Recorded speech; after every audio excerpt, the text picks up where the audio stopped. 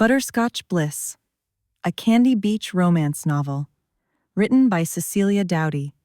Text copyright 2024 by Cecelia Dowdy. Production copyright 2025 by Cecelia Dowdy. Praise for Cecelia Dowdy's writing. Dowdy writes with the right touch to keep the readers engaged and vested. USA Today. Chapter 1. Patrick, do you understand everything? Did he understand? Of course he did. His father looked directly at him, his blue eyes piercing him like lasers. This week was the first time he'd seen his dad in 3 years, and instead of the friendly reunion that he'd imagined, his dad just wanted to talk about work. Patrick? Do you know what to do? His dad asked the question slowly, as if Patrick were dim-witted. He mentally sighed. He'd been hired by his father 1 month ago.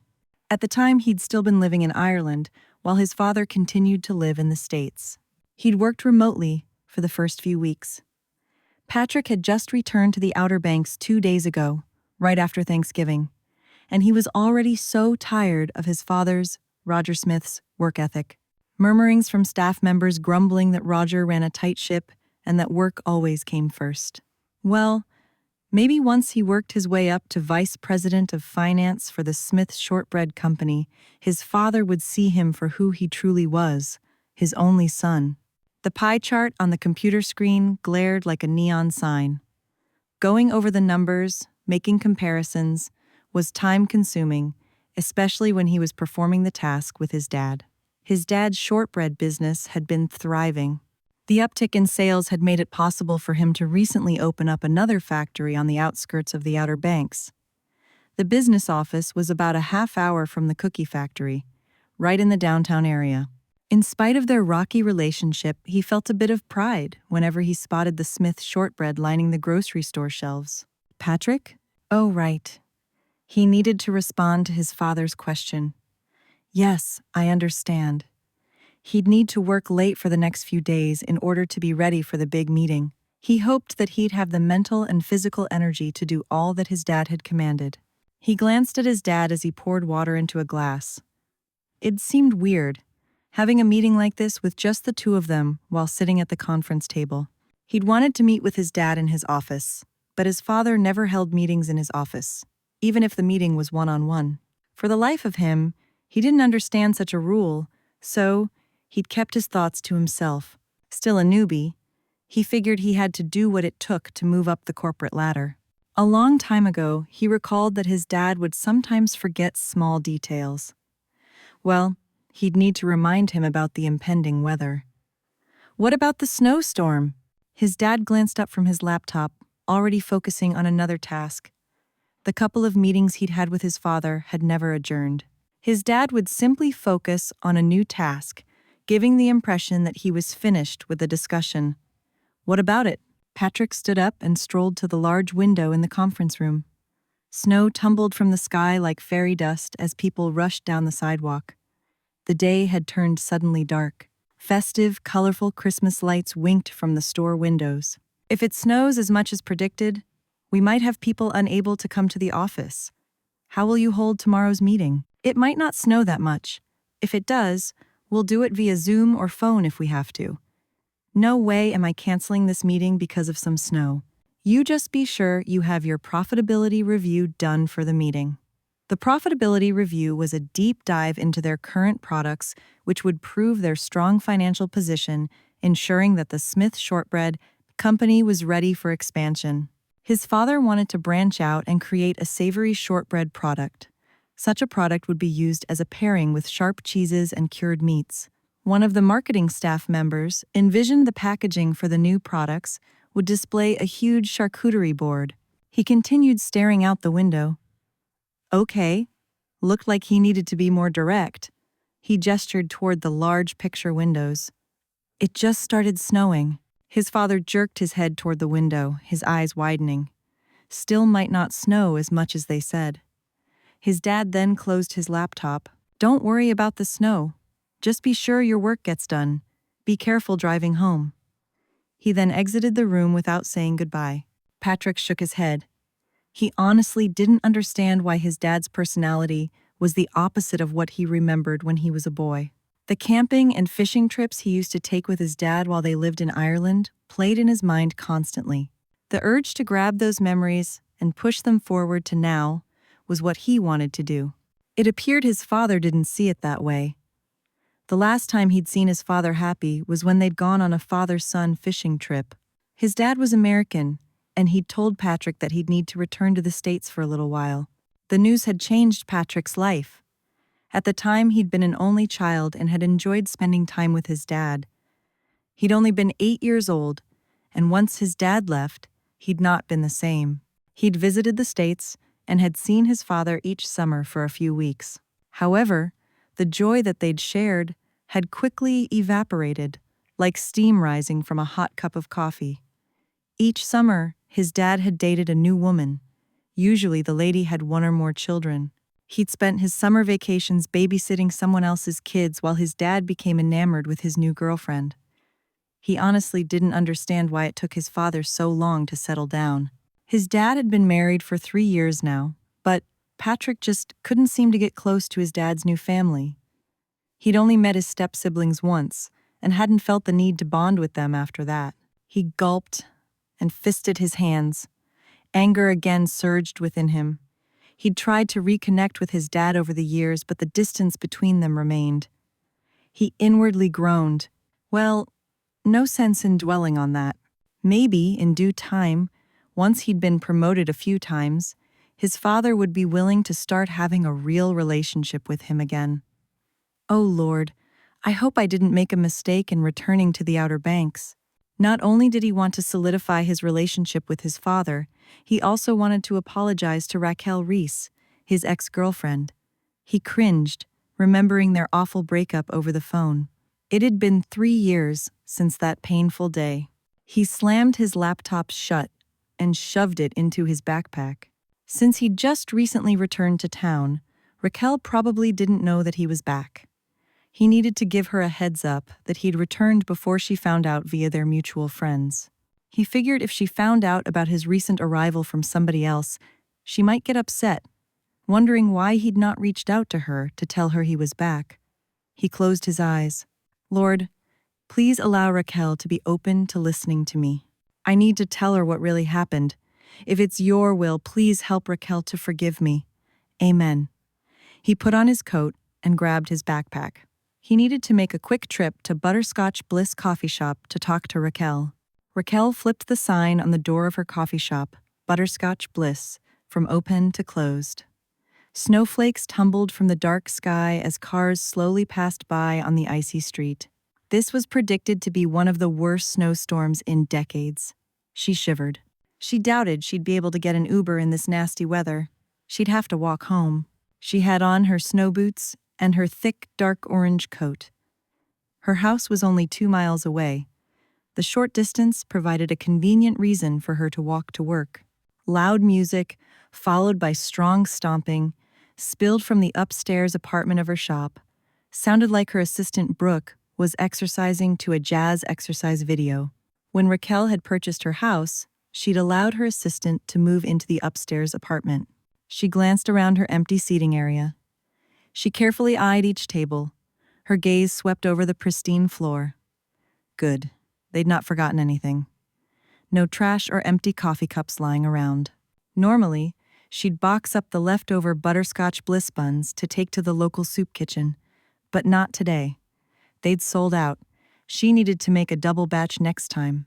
Hopefully, she'd be able to open the coffee shop tomorrow. Since it was snowing so hard, she wondered if she'd get many customers over the next few days. She dug her keys out of her purse and pushed the door open. A blast of frigid air spilled inside. Her face tingled from the cold. Just as she stepped onto the sidewalk, the door still open, the coffee shop's phone rang. She groaned. Not now. Maybe they'd leave a message. She'd take care of it tomorrow. No, she'd better answer. One of her best and most difficult customers had placed a large special order earlier that day. She could imagine the woman was calling yet again to finalize more of her special demands.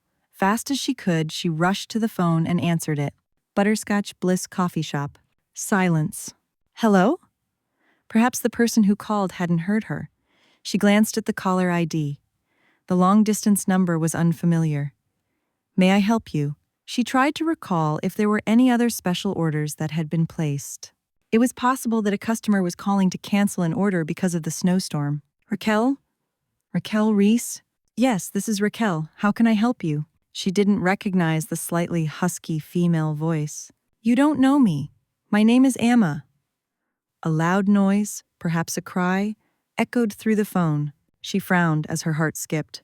Something was wrong. She could feel it. "Are you okay?" Maybe she needed to call the police or paramedics. Another sob resonated from the phone. "I'm sorry." The woman's voice wavered, as if it pained her to speak.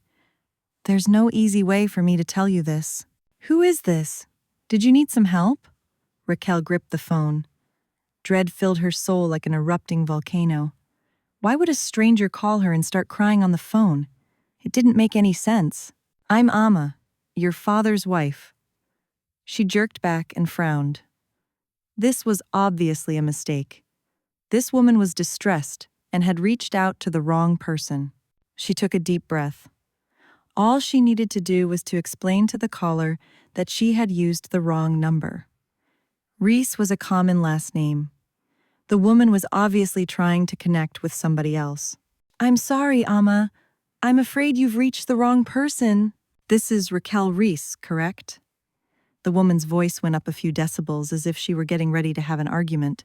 "Yes, I'm Raquel Reese, the owner of Butterscotch Bliss coffee shop on the Outer Banks. But I'm afraid you can't be looking for me. There must be some mistake." "No mistake.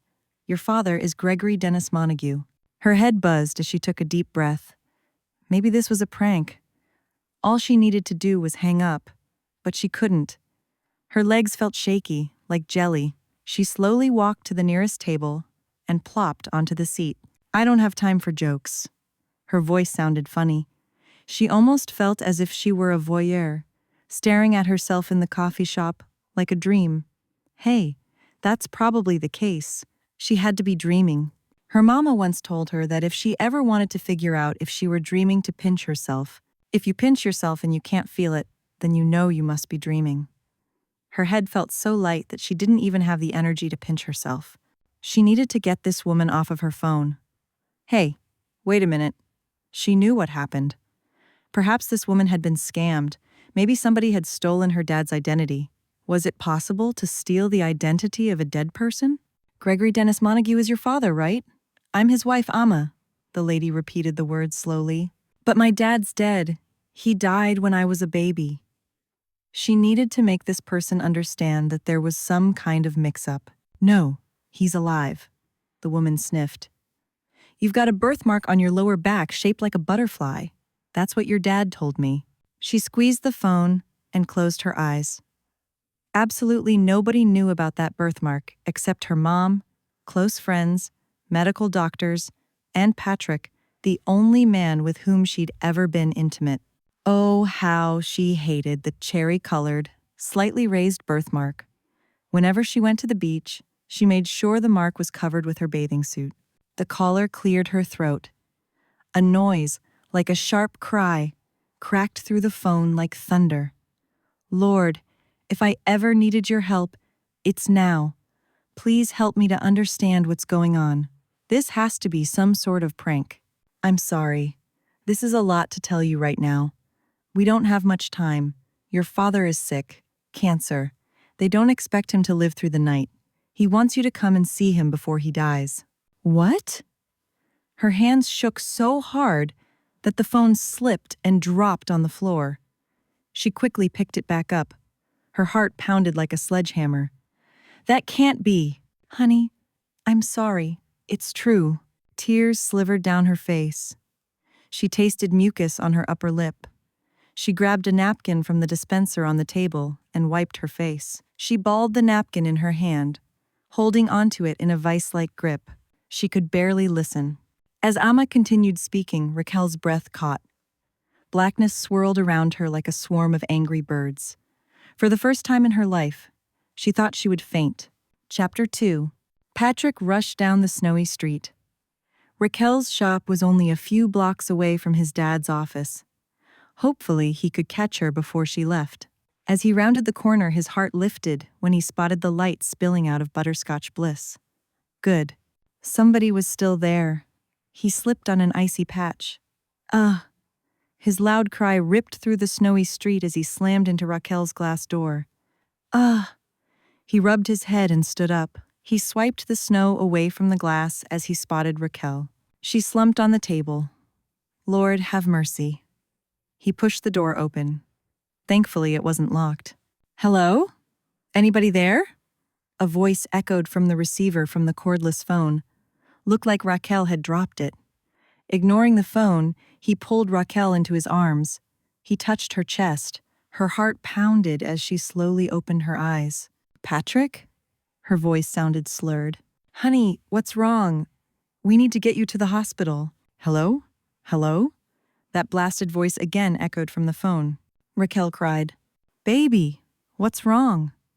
He stroked her face. It almost felt like they'd never broken up. It was just as it was when they'd been dating 3 years ago. She pointed to the phone. He picked it up. Who is this? Who's this? Where's Raquel? She looked so frightened. Tears streamed from her eyes. Patrick, my dad. Baby, just take a deep breath. Raquel rarely mentioned her father. She'd never had a relationship with him since he died when she was a baby. Strange that she'd speak of him now. He was obviously missing something. Who is this? Again, the voice on the phone. Well, he needed to take charge. Whoever this was, the phone call had upset Raquel. She looked like she was in shock. Hi, Raquel isn't well. He glanced at the display on the phone. He recited the number. Can we call you back when she's feeling better? Yes. You must hurry, though. Not much time. He's not expected to live through the night. The woman sighed. You must come now before it's too late. The stranger ended the call. 10 minutes later, Raquel warmed her hands on the mug of hot chocolate that Patrick had kindly provided. The music from Brooke's exercise video boomed from the upstairs apartment, so she'd likely not heard anything downstairs. As she'd sipped her rich, hot drink, she'd had to get over her shock of suddenly seeing Patrick, in the flesh, for the first time in 3 years. He looked good. His pale skin, deep emerald-colored eyes, and thick red hair had made her swoon with pleasure years ago. She'd not been saved when they were dating, so their relationship had been intimate. With vivid clarity, she recalled the times she used to spend in his apartment. Now he was here, with her, during one of the most shocking moments in her life. Could God have had a hand in Patrick's presence here, right now? She took another sip of the hot chocolate. The drink tasted warm and sweet, kind of like the kisses she used to share with Patrick. She pushed the unwelcome thoughts away. Not wanting to think about the phone call, she stared at Patrick, still trying to come to terms with his presence. What are you doing here? My dad recently relocated the corporate office for the Smith Shortbread Company to the Outer Banks. He hired me to work for him. I wanted to tell you that I'd moved back before you heard it from somebody else. She set down her drink. You're working for your dad? She knew how much he lamented about not having a close relationship with his father since he'd been a boy. But don't want to talk about that now. What was that all about on the phone? She told Patrick about the phone call that she'd received. At first, I thought it was a prank call, but when she mentioned the birthmark, Patrick, she knew stuff about me that a stranger wouldn't know. It's such a shock to hear that my dad might be alive. He raised his thick red eyebrows. Shocking that she knew about the birthmark. Yeah, it's kind of spooky. She noticed the bruise on his forehead. What happened? She reached over and touched the bruise. He winced. I slipped on some ice and banged my head on your door. Lucky your door didn't break. My head hurts now. You have any Tylenol? She nodded toward the counter. My purse is back there. He returned minutes later with her purse. She opened it and gave him some pills. He borrowed her cup of cocoa and took a few sips to swallow the tablets. So, Rocky, do you believe this woman? What's her name? Amma? Rocky. Oh, how she'd missed his rich Irish brogue when he used to speak her nickname, a nickname that he'd made just for her. She swallowed a sip of cocoa before taking a deep breath. I feel like I should believe her. I'm so shocked. I don't know what to do. Let's call her back. After he placed the call, Raquel put it on speaker. The familiar female voice answered. This is Amma. Hi, it's Raquel. Look, Amma, this is a shock to me. I was having doubts about what you told me. Raquel, I understand. I tried to convince your father to reach out to you over the years, but he wouldn't do it. He said he was ashamed. Ashamed of what? Why would my mom lie to me for my entire life? She told me that my father was dead. I can't speak about your mom's actions, she whimpered. I'm sorry. I'm just upset since Greg's so sick. You must come. Amma remained silent for a few seconds. We're in Royal Spring Hospice Center in Royal Spring, Pennsylvania. He really wants to see you. It would mean so much to him. Patrick took her hand. The warmth of his touch soothed her. Amma, my name's Patrick. I'm a friend of Rocky's. Rocky? Amma sounded confused. I'm sorry. I'm Raquel's friend. There's a massive snowstorm over the entire mid-Atlantic. Yes, I know. It's bad over here too. I know it's a terrible time to travel, but I wouldn't ask if Greg didn't think it was so important. Can we do a FaceTime or Zoom call or something? Patrick suggested. He's not conscious right now. He's been in and out of consciousness over the last 24 hours. She sighed. If you can't make it, we can try a FaceTime when he wakes up, but I can't guarantee when or if that'll happen. She took a deep breath. I think he will wake up if he knows that Raquel is here. Patrick eyed the phone. Amma, we'll text you when we're on our way. We'll keep you posted during the trip. As he ended the call, Raquel gripped the handle of her mug. You can't just make a decision like that before discussing it with me. Ah, Rocky. I know you. You'll be upset. It'll eat away at you if you don't go. I can't say that I understand how you feel right now, but I just know that we need to make the effort to go. She finished her mug of chocolate, realizing that the warmth from the hot drink soothed her frazzled nerves. Patrick continued holding her hand. Her mocha-brown skin contrasted with his pale white complexion. He caressed her fingers. I probably should have asked you this beforehand. What? You're not seeing anybody, are you? I shouldn't be sitting here holding your hand and helping you if it's going to make somebody angry. She shook her head, causing her long dreadlocks to sway.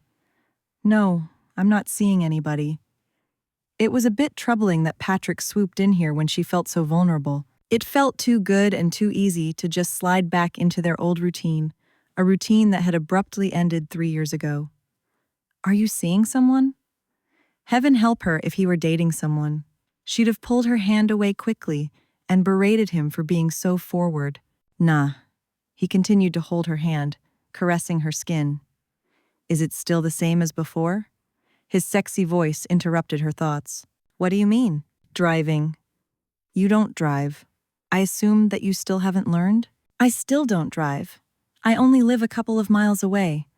I walk to and from work if the weather is good. Otherwise, I take an Uber. When they were dating, Patrick had offered to teach her how to drive, but she'd never taken him up on it. I have a new SUV. It's a 4-wheel drive that handles snow. If we get started now, we can probably make it before morning. Having Patrick to take charge and make plans that weren't any of his business was beyond unnerving. Her head was still spinning with the fact that her father was alive, not dead as she'd been told her entire life. She had tons of unanswered questions. All she wanted to do was to get into bed and have a good night's sleep while she digested this new information. But Patrick knew her. If her dad died before he had a chance to see her, and she'd not made the effort to go and visit him, well, it would eat away at her for a good long while. She knew she'd have a hard time forgiving herself for not making the effort to see her father. Rocky, you're upset, he continued, holding her hand. When I moved to Ireland to take care of my sisters after my mum died, I made some changes. What kind of changes? How about we get going? I can tell you while we're on the road. It looks like you bumped your head pretty hard on my door. Are you okay to drive? It'll be fine. Both of them stood up. My car's a few blocks away. Won't take me long to take you to your place, and you can get your stuff. I'll do the same. We'll be on the road in less than an hour. She approached Brooke's upstairs apartment and heard the shower running. She quickly texted her assistant, letting her know that she'd be leaving for a few days and would be in touch. She encouraged her to open the shop the next day if she could. She doubted they'd have many customers if the storm was as bad as the weatherman had predicted. Chapter 3. Patrick rushed into his apartment and grabbed his gym bag. He unzipped it and threw in a few changes of clothing. His heart pounded while his hands shook. He needed to calm down. He got down on his knees, steepled his hands. He kept his eyes open and stared up at the ceiling.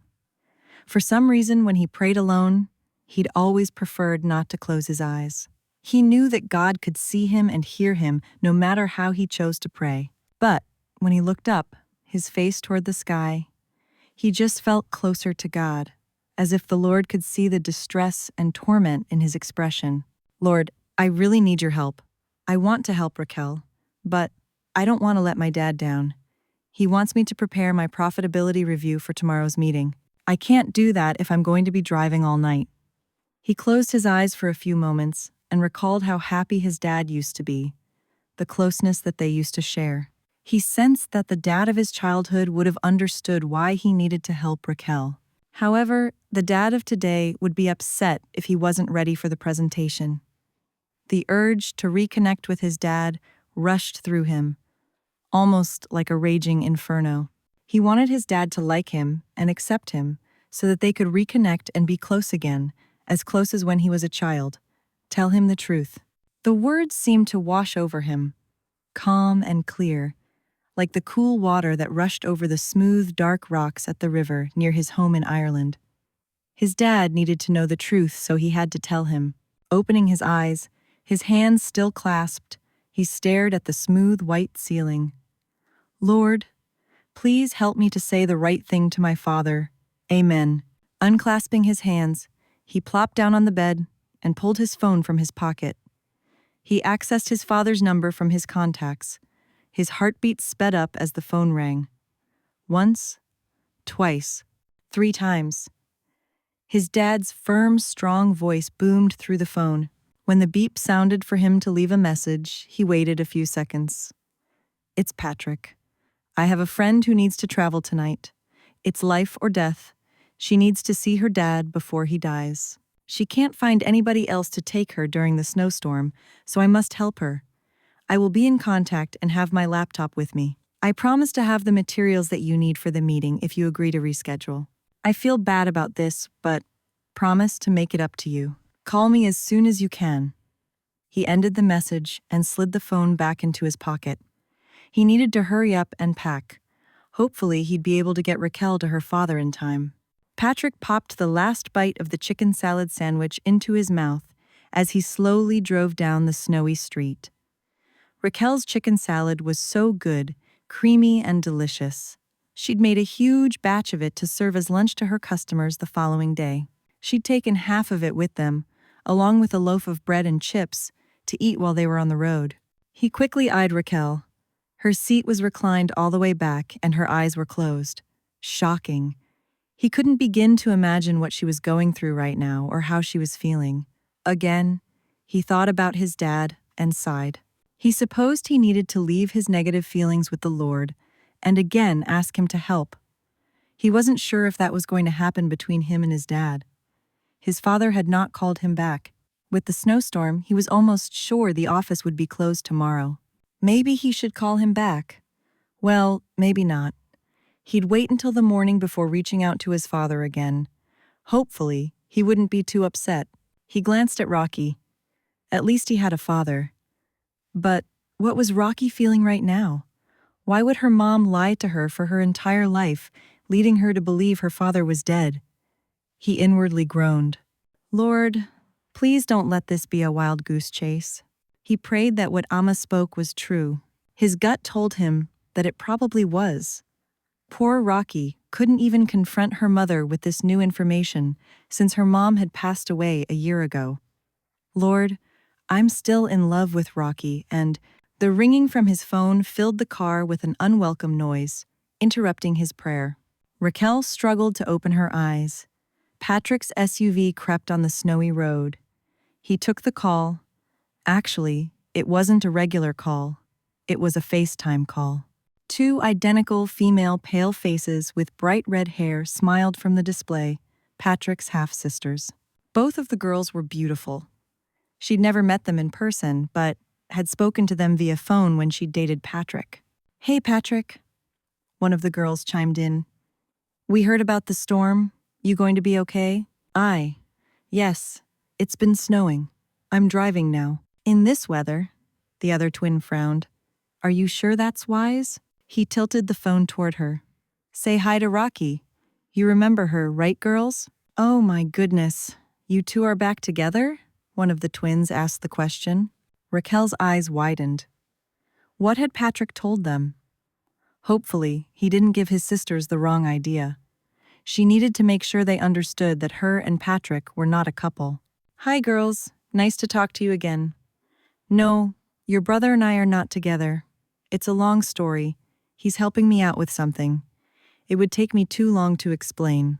Patrick eyed Raquel before focusing on the twins. "Bonnie, I want you to make sure you get your prescription filled for your medicine." "Oh my God, Patrick! Don't say such personal stuff in front of Raquel. She doesn't want to hear about this." He sighed. "Brenda, make sure you study for your exams next week. Don't be blowing off studying until the last minute. Bonnie, make sure your sister studies." He cleared his throat. "Both of you be careful. It's your first year at university, and I know how wild young people can be when they're away from home for the first time." One of the twins scoffed. "You're making a big deal out of nothing. We're fine." He went on to talk about the soccer and hockey teams on which they played in college, reminding them to be careful when they played their sports. "Both of you don't forget to say your prayers every night before you go to sleep." He stopped talking. He gripped the steering wheel, his knuckles taut. "Oh no."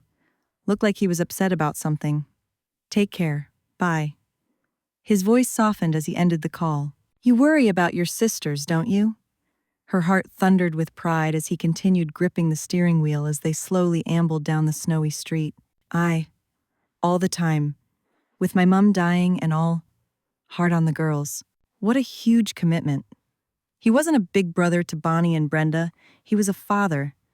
When she dated him, she imagined having his children. She'd always sensed that he'd be an awesome dad. He'd been a volunteer coach for the local youth group. She fondly recalled how he'd worked with the young children when they played soccer in the fall and track and field in the spring. She'd often spent time at the community center, watching him while he coached. His patient and caring nature had an amazing effect on the children. He'd been liked and well-respected when he'd lived in the Outer Banks. But their happy, glorious time together had been shattered like a broken Christmas light when his mom unexpectedly passed. Thinking about Patrick's father-like nature again made her think of her own father. She blew air through her lips. He reached over and patted her leg. The warmth from his brief touch made her feel good. A bit too good. Suddenly, she realized that being alone with Patrick on a snowy road might be a bad idea. She was still so attracted to him. While she'd slept earlier, she'd dreamed about kissing him. She pushed the thought away, again thinking about her dad. "I wish I knew more about why my mom didn't tell me the truth about my dad." "Ah, Rocky, I figure this is hard for you. I wish there was something I could do to help you. But you are helping me. You dropped everything, just to drive me to Royal Springs so I can see my dad before he dies." She swallowed. Maybe she should stop stressing out about her father. She needed to focus on something else. "You mentioned that you'd made changes since you left and moved back to Ireland. What sort of changes were you talking about?" "Rocky, after my mum passed, and I relocated back to Ireland, found a new job, and took care of my sisters. Well, it was rough. I'm not a dad." He'd returned to help raise his sisters since their biological father was not around. His mom had said the twins' father was no good, and she'd divorced him years ago. She touched his arm. "Don't be so hard on yourself. I'm sure you did the best that you could." From the brief FaceTime call, it appeared that Bonnie and Brenda were happy. "I had some help from people at the nearby church in Ireland. Do you know what I've been doing for the couple of hours that we've been driving? She shook her head. I have no idea. She'd been so busy thinking, dozing off and on, that she'd not wondered what Patrick was doing. I've been praying. I openly accepted Christ after I started taking care of my sisters. Changed my entire life. Really? She again thought about the time they used to spend together. She was about to respond about how wonderful it was that he'd accepted Jesus when he reached over and grabbed her hand. I wanted to tell you something. Right before my mom passed, I'd wanted to let you know that I'd gotten saved. Her eyes widened. But you just said you got saved when you took care of your sisters. I openly made a proclamation after I started taking care of them. Right before that, I'd accepted Christ in my heart, privately. He took a deep breath. I wanted to talk to you about it. Tell you about my decision. I accepted Christ too, not long after you left. She didn't mention how emotionally torn up, broken, and angry she'd felt. Melanie, one of her customers, as well as an acquaintance, had invited her to church. Accepting Christ had helped her to get through her breakup and move on with her life. When her mom passed last year, she'd also leaned on him. With clarity, she recalled their sudden broken date. You broke our date because your mom died and you needed to go to Ireland. Then you broke up with me after that. Rocky, I'm so sorry. Although they were no longer a couple, Patrick kept in touch with her by sending a Christmas card each year. He also had sent a huge floral arrangement when her mom had died the previous year. It was almost as if he'd broken up with her, but had not wanted to do so. He dropped her hand and focused on the road. He was suddenly so quiet. He was hiding something.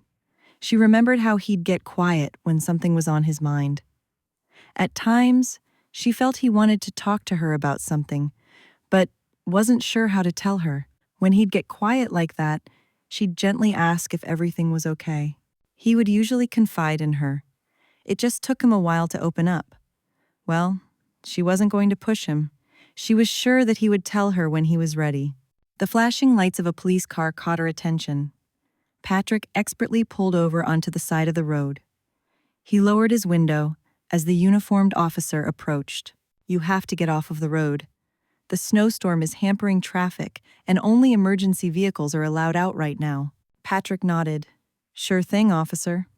After he'd been given permission to leave, Raquel touched his arm. What if we don't make it in time? What if my dad dies? Baby, don't think like that. Let's have some faith. Easy for him to say that. His father hadn't been predicted to die before the morning. Can you call Amma? I don't think we're allowed to keep driving. She called Amma's number. The call went straight to voicemail. That's weird. She was so anxious for me to come, and now she's not answering her phone. Maybe her phone needs to be recharged. She's got a lot on her mind with her husband in hospice. Sounded reasonable. She called Amma again and left a voicemail, explaining their situation. She then took a few deep breaths to calm herself down. She eyed Patrick. No question about it, she enjoyed having him here. Actually, she enjoyed his company a bit too much. His accented deep voice, good looks, and caring nature were like a healing balm on her shattered soul. She certainly needed his soothing kindness, but heaven help her. There was no way she could spend the night with Patrick in a hotel. The thought gave her shivers. She was just too weak to resist the temptation. Maybe they could find 2 hotel rooms. Patrick! Her voice thundered in the car like a cannon. Why hadn't she thought of this before? Rocky, what's wrong? He seemed concerned as he glanced over at her. During this road trip, she'd been thinking about her father and her past relationship with Patrick, that she'd forgotten that they were now passing through the area, which wasn't far from her cousin Frank. My cousin Frank lives on a farm a few miles from here. She glanced at the GPS to make sure it was accurate. We can stay with them. Them? Patrick had never met her cousin, so she needed to fill him in. His wife's name is Emily. They've been married for years. They have 2 kids. We can stay with them. She had not seen her cousin in a while. She pulled out her phone and called Frank. The call went straight to voicemail. She quickly plugged Frank's address into the GPS so that Patrick could continue their trip. Let's go. Even with the snowy roads, we should be there in less than a half hour. Sure thing. Patrick rounded the corner and followed the instructions given by the GPS. Chapter 4. Raquel and Patrick trudged through the snow as they approached the large ranch-style home. Her cousin's farm was a white expanse of beauty amid the darkness. Cows bellowed in the distance. Raquel sniffed. The farm stench wasn't so bad during the winter. The fresh, clean scent of snow infused the air, almost making her forget about her problems. It's so pretty out here. She stopped walking and just stared. If she didn't have so much on her mind, she could imagine just sitting on the porch with a hot cup of cocoa and staring at the white expanse in the inky darkness. It's nice to look at. She opened the door of the screened-in porch. A brown and black, medium-sized dog trotted over to them. "Hi, Coco, do you remember me?" She ruffled the dog's fur. It'd been a few years since she'd visited Frank and Emily's farm. The last time she'd seen them, Coco had just been a puppy. "Hiya, Coco." Patrick followed her example and stroked the dog's fur. She rapped on the door. The porch light came on. She glanced at Patrick. White flakes of snow clung to his red eyelashes. She squeezed her fingers into a fist, resisting the urge to brush the snow away from his eyes. The door opened. Bright light spilled onto the porch. "May I help?" Frank's mouth dropped open. "Raquel?" Her cousin's bald brown head shined beneath the bright light. Emily had confided that Frank had started going bald a couple of years ago and had felt self-conscious about it. That's when he started to shave his hair. He finally smiled. His hairless head was complemented by a full mustache and beard. She hugged her cousin as hard as she could. "Oh, Frank, so much has happened." Her voice wavered. "Whoa, glad to see you too." She released him and he peered at her. "What's wrong? Your eyes are red. Looks like you've been crying." "Frank, my dad." Coco barked and tried to come inside. The dog wagged his tail. Looked like he was excited about their unexpected visitors. "Coco, stay outside." His stern, loud voice cracked through the cold night air like a whip. The dog whimpered and sulked into a corner. Poor Coco. She wished Frank would let the dog come inside. It was so cold, her lips were numb. Frank gestured toward the ample-sized doghouse on the porch. "He'll be fine.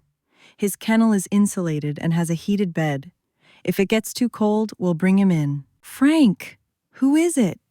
Frank's wife Emily came to the door. Her thick, dark brown hair was gathered into a sloppy knot on the top of her head. A few freckles dotted the light brown skin of her face. The attractive woman grinned as soon as she recognized Raquel. "Raquel? What on earth are you doing visiting in the middle of a snowstorm?" Before she could respond, Emily hugged her hard. "It's so good to see you." She returned Emily's hug. Their 14-year-old twins, Franklin Jr., who they called Buddy and Judith, ran to the door and hugged Raquel. She couldn't believe how tall the twins had gotten. Both of the kids wore glasses. Since the door was still open, Coco ignored Frank's warning and sprinted inside. Frank ignored the dog as he beckoned them into the house. "Come on in." Patrick patiently followed Raquel into the house. She grabbed Patrick's hand. The scent of cinnamon and sugar seeped through the kitchen. Emily had probably been making Christmas cookies. "Everyone, this is my friend Patrick." Frank shook Patrick's hand. "Pleased to meet you." Emily hugged Patrick. "Any friend of Raquel's is a friend of mine. I'm so glad to meet you." Patrick nodded toward Emily and Frank. "Likewise. Thank you." Raquel gestured toward the twins. "This is Buddy and Judith."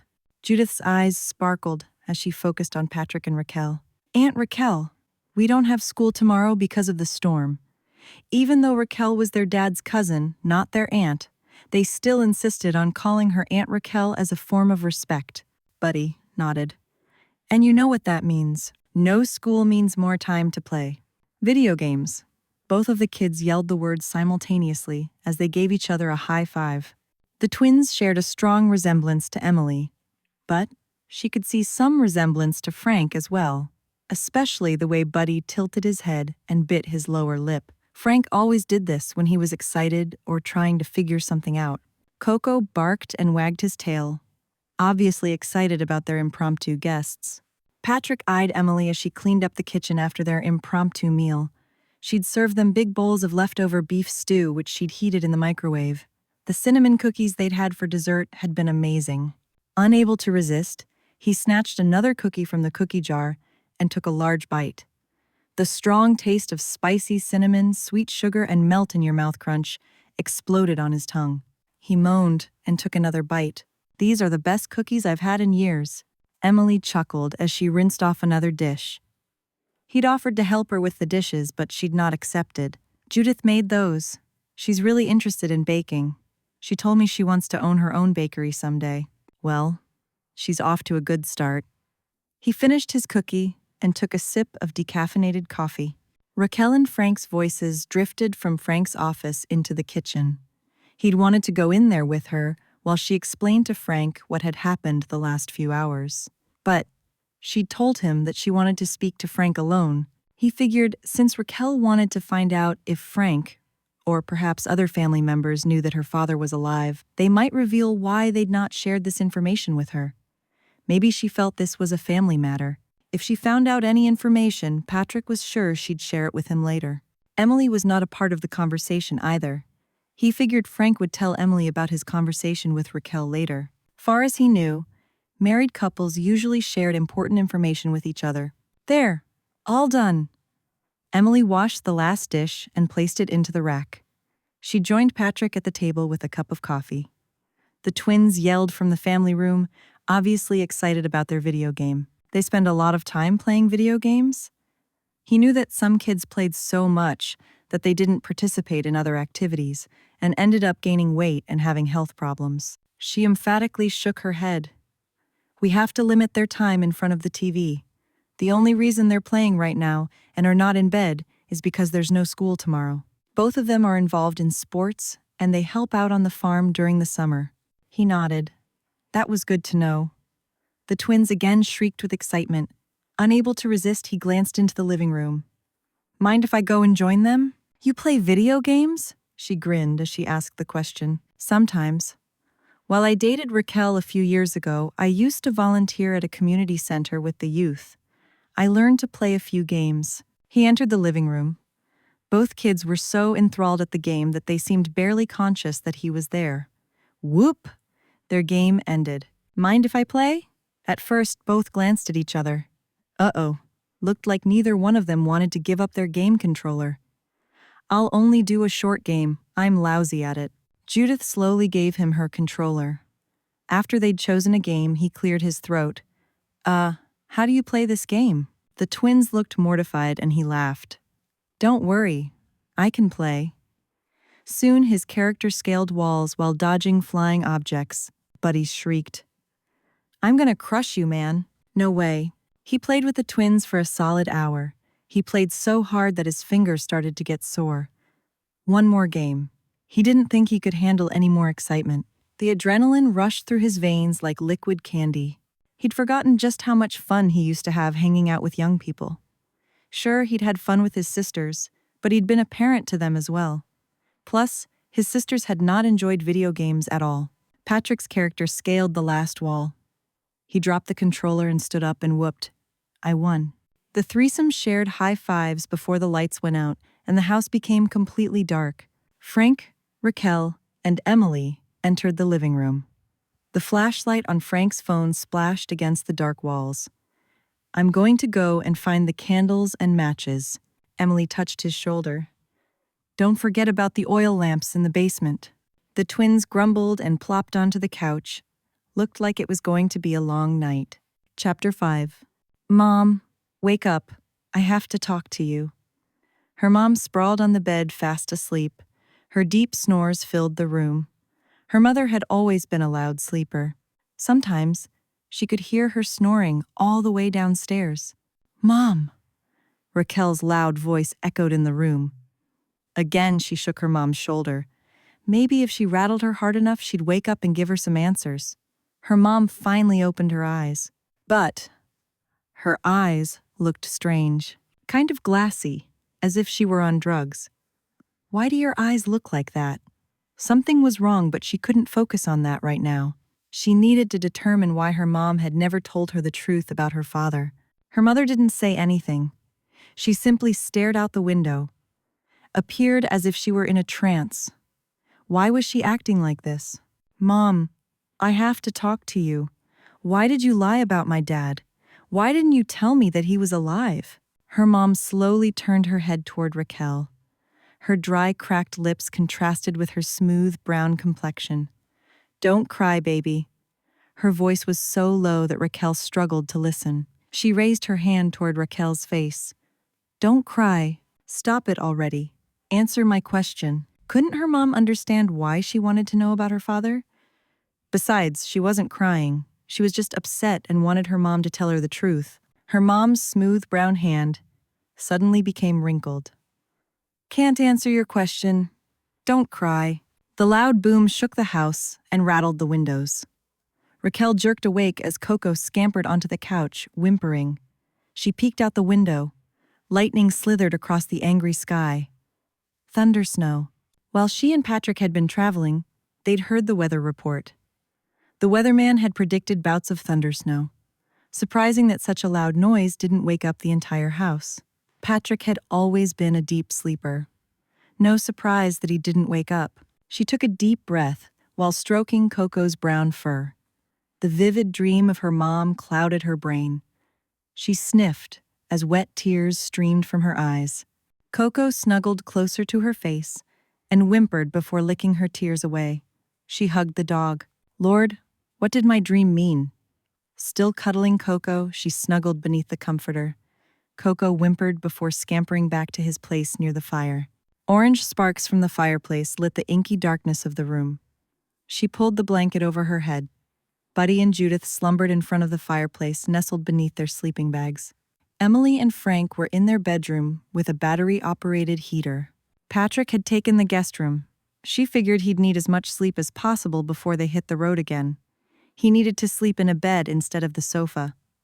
The soft snores from Coco filled the room. She just couldn't sleep anymore. She'd been tossing and turning on the small sofa all night. Intermittent sparks of fire shot through the fireplace, creating a warm, snuggly glow. She eyed the battery-operated clock on the wall. 2:30. The inky darkness of the room haunted and invigorated her at the same time. Well, since she couldn't sleep, she may as well do something. She rolled out of the warmth of the blankets, still thinking about the dream she'd just had. She was probably so desperate to find information about her father that she was imagining what would have happened if her mom were still alive. Would her mother have felt remorse for not being honest? She went into the bathroom and turned on the spigot. Her conversation with Frank the previous evening had not turned up any fruitful information. Frank said that all that he knew was that her dad had passed away. He'd offered to call his mom to see if she knew anything. Frank's mom and her mom were sisters. Then the lights went out and the phone lines were down as well.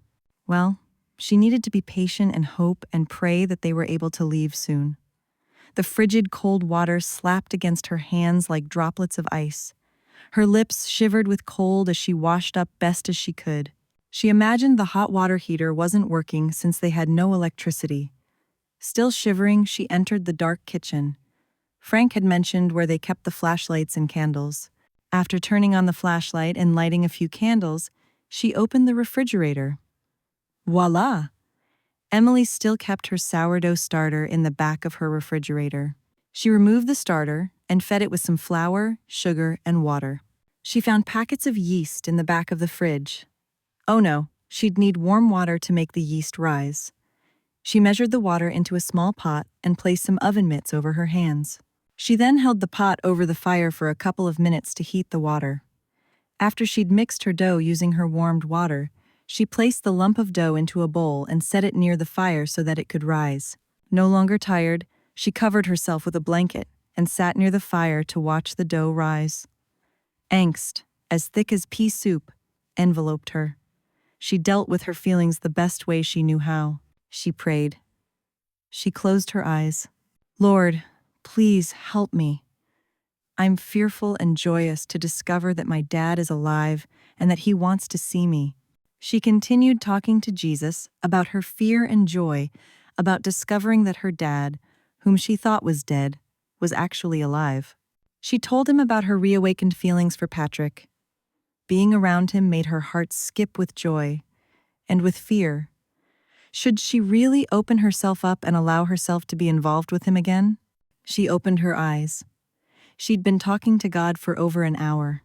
She still felt angsty and confused, but she felt a bit better now that she'd confided in God. Jesus, please help me. She mumbled the words aloud as she peered at the dough. It had risen quite nicely. Still wide awake, she took the dough into the kitchen and measured the ingredients for her butterscotch sauce into a pan. Doing the same as she did with the dough, she took the pan and held it over the fire so that the ingredients could melt. She held it over the fire for a few minutes and then removed it and stirred it. She couldn't get the sauce as smooth as she wanted it, so this would have to do. She prepared her Butterscotch Bliss buns and set them near the fire for a second rising. She found eggs and bacon in the fridge. Emily usually collected eggs from their chickens each morning. She couldn't recall if the chickens laid many eggs during the winter months. She'd been out to visit Frank and Emily a lot of times over the years. Since the electricity was out, she couldn't use the oven or any of the other kitchen gadgets. She recalled that Frank kept a charcoal grill in the shed. Putting on her coat and boots, hat and gloves, she stepped outside into the frigid cold, holding the flashlight. The snow was at least 2 feet deep, but the shed was only a few feet away. Snow tumbled from the sky, and her lips shivered from the icy cold. She trudged through the snow. She opened the shed and chuckled as soon as she spotted the grill. Joy, as fresh as fallen snow, suddenly enveloped her. Cooking always made her feel happy. About an hour later, the barbecue grill had been lit using the bag of charcoal that she'd found in the shed. She'd brought all of the food outside. Lord, please let this work. She'd never cooked her Butterscotch Bliss buns over an open fire. Hopefully, everything would turn out well. She'd watched a YouTube video about cooking bread over a barbecue grill a few months ago. Recalling the instructions on the video, she waited until the charcoal had turned white and placed the aluminum foil-covered pan of buns onto the grill. If she did this properly, they should be done within the next half hour. Using Emily's iron skillet, she fried bacon. The shed was cold, but with her thick boots and warm jacket and sitting close to the grill, she kept fairly warm. The wind howled and some flakes of snow flew into the shed since she kept the door cracked so that the smoke from the barbecue grill could escape. She was pulling the bacon off of the grill just as the door cracked open. Emily strolled into the shed holding a large plastic bag. Bundled in her coat and boots and with her face covered with a scarf, she looked ready to battle any snowstorm. "Raquel, have you lost your mind?" She pulled her scarf away from her face. Her light brown cheeks reddened with cold. She shrugged as she finished preparing breakfast. "I couldn't sleep. Since the electricity is off, I thought I'd make breakfast on your barbecue grill." Emily glanced at the food and grinned.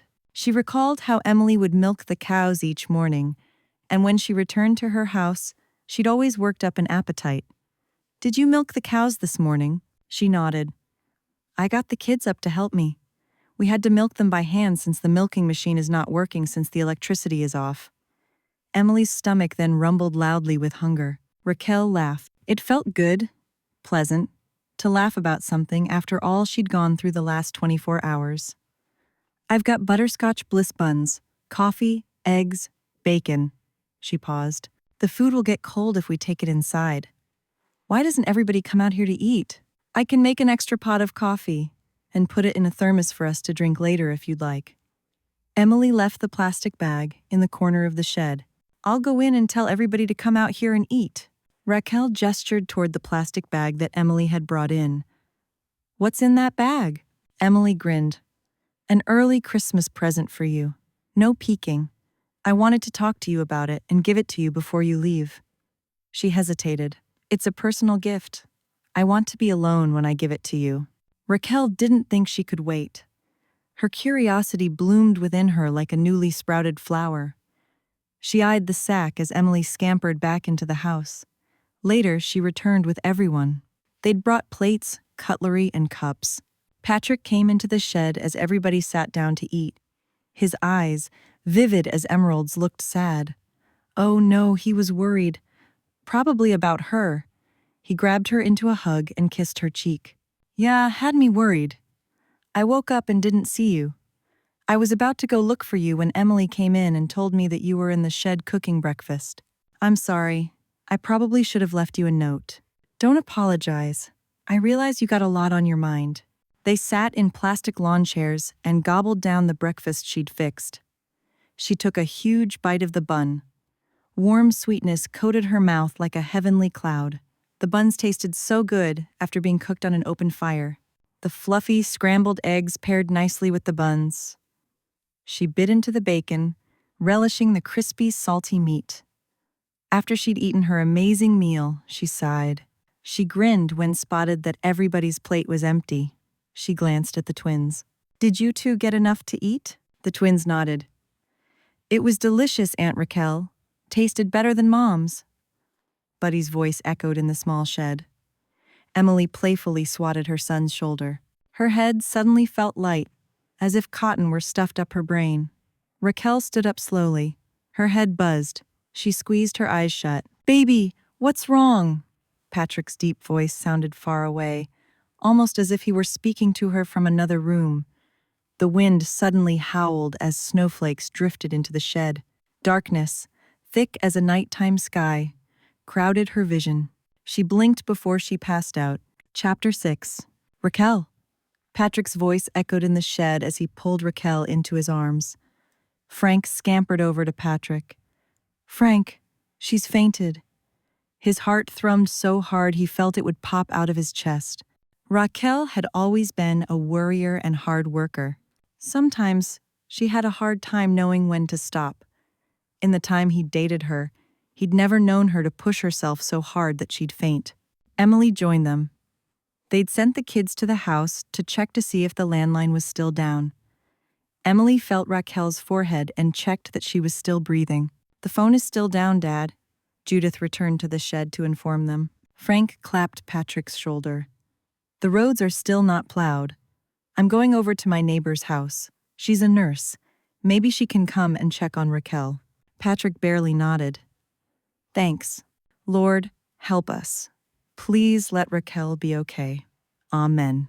Warmth, as strong and vivid as the hottest sun, wrapped Raquel like a comfortable, snuggly blanket. She slowly opened her eyes. Covered with a thick quilt, she eyed the fire burning in the fireplace. She moaned as an unfamiliar woman bended over her. Ah, so glad you're awake. The woman had pale skin and tight curly hair. What happened? Her mouth felt dry, like cotton, and she still felt lightheaded. You fainted. I'm Pauline, Frank and Emily's neighbor. I'm a nurse. When you fainted, they wanted me to check on you. I think you just need to get some rest. You're stressed. Your boyfriend told me that you've been going through a lot lately. Patrick was soon beside her, and he took her hand. Pauline said you're overdoing it. She said you should probably see a doctor and get a sedative. She groaned. She didn't want to see a doctor. Are the phone lines still down? She still needed to see her dad before it was too late. What if he died before she arrived to see him? Baby, stop worrying. You're making yourself sick. Pauline nodded. Listen to him. You need to calm down. Emily has some lavender pills. You might want to take some to help you to relax. I think after you've had a good night's sleep, you'll be okay. But, just to be sure, you need to see a doctor before you continue your trip. No way was she wasting precious time to see a doctor. Emily came into the room with a small packet. These are the lavender pills. I take them when I have trouble sleeping. You might want to take one now and try and get some sleep. You and Patrick won't be able to leave yet since the roads still haven't been plowed. I don't want to go to sleep now. What if the roads get cleared and the cell phone service is back up? I need to be awake for that. Raquel. Patrick's sexy mouth mashed down in anger as he glared at her. I will wake you up if anything happens. We're worried about you. You're so hard-headed that it's making you sick. I know you want to see your dad. We'll do everything we can to make it happen. Oh no, she'd upset Patrick. He was worried about her. She supposed her actions didn't help matters much. She just couldn't control all of the worrying she'd gone through the last couple of days. Pauline nodded from across the room.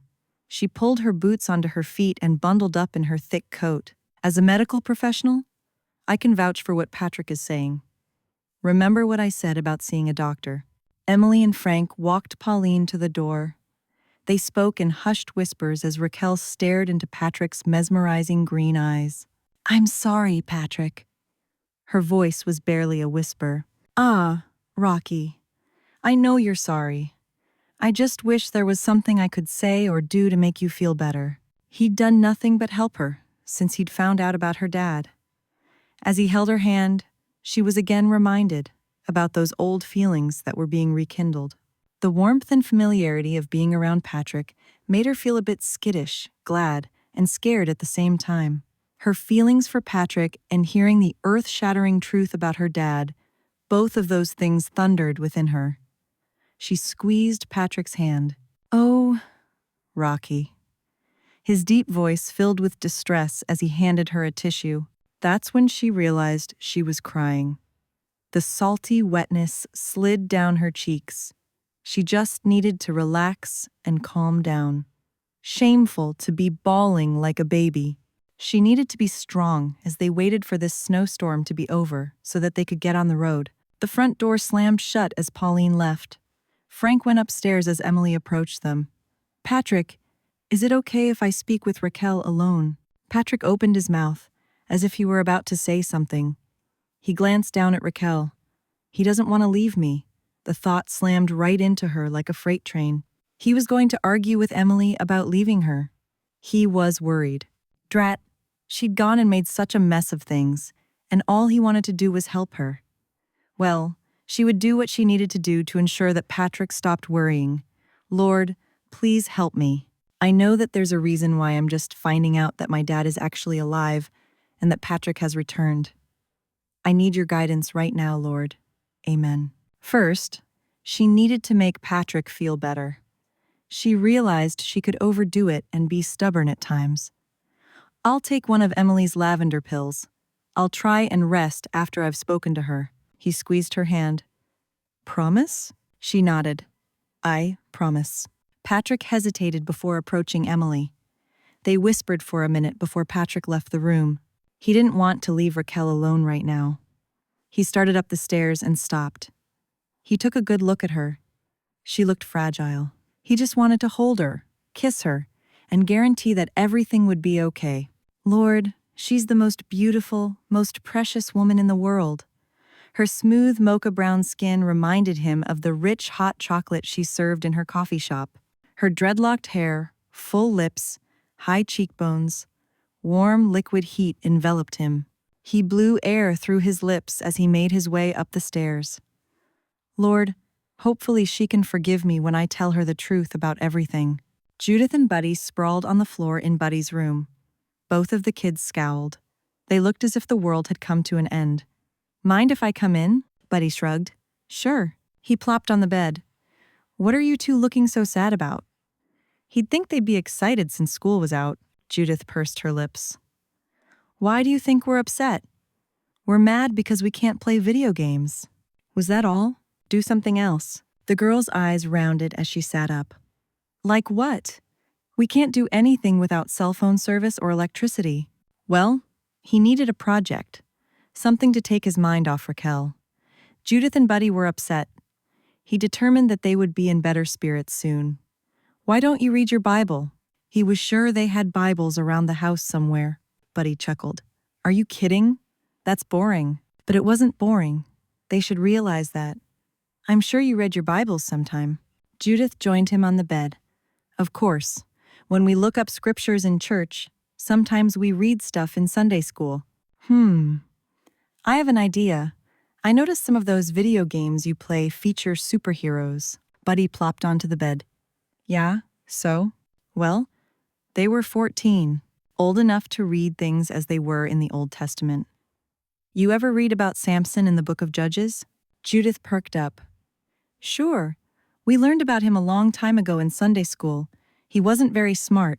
Delilah made a fool out of him. Well, that much was true. The Lord granted him great strength through his hair. You're bored and need something to do. Go get your Bibles and read Judges chapters 13 to 16. Surprisingly, the twins left the room and returned with their Bibles without complaining. They opened the Bibles to Judges and started reading. Judith gasped a few times. Samson's brutality could be jarring. When kids were taught lessons in Sunday school, the stories were usually sugar-coated. Kids probably didn't read the entire text of popular Sunday school lessons until they became adults. A short time later, the kids stopped reading and were silent. Buddy leaned toward him. That was weird and phenomenal at the same time. Why? He wanted him to think about what he'd read and express himself clearly. Before Buddy could reply, Judith leaned toward him. Well, he was mean. He burned foxes, slaughtered people. That whole thing about the riddle. But even though he was mean, God was still behind him. You must remember that this is the Old Testament before Jesus came, so there were certain rules about sinning that were not yet put into place. Even though it was brutal, it was pretty cool too. Buddy seemed to really be getting into it as he glanced at the scripture. The way he killed that lion with his bare hands? Amazing.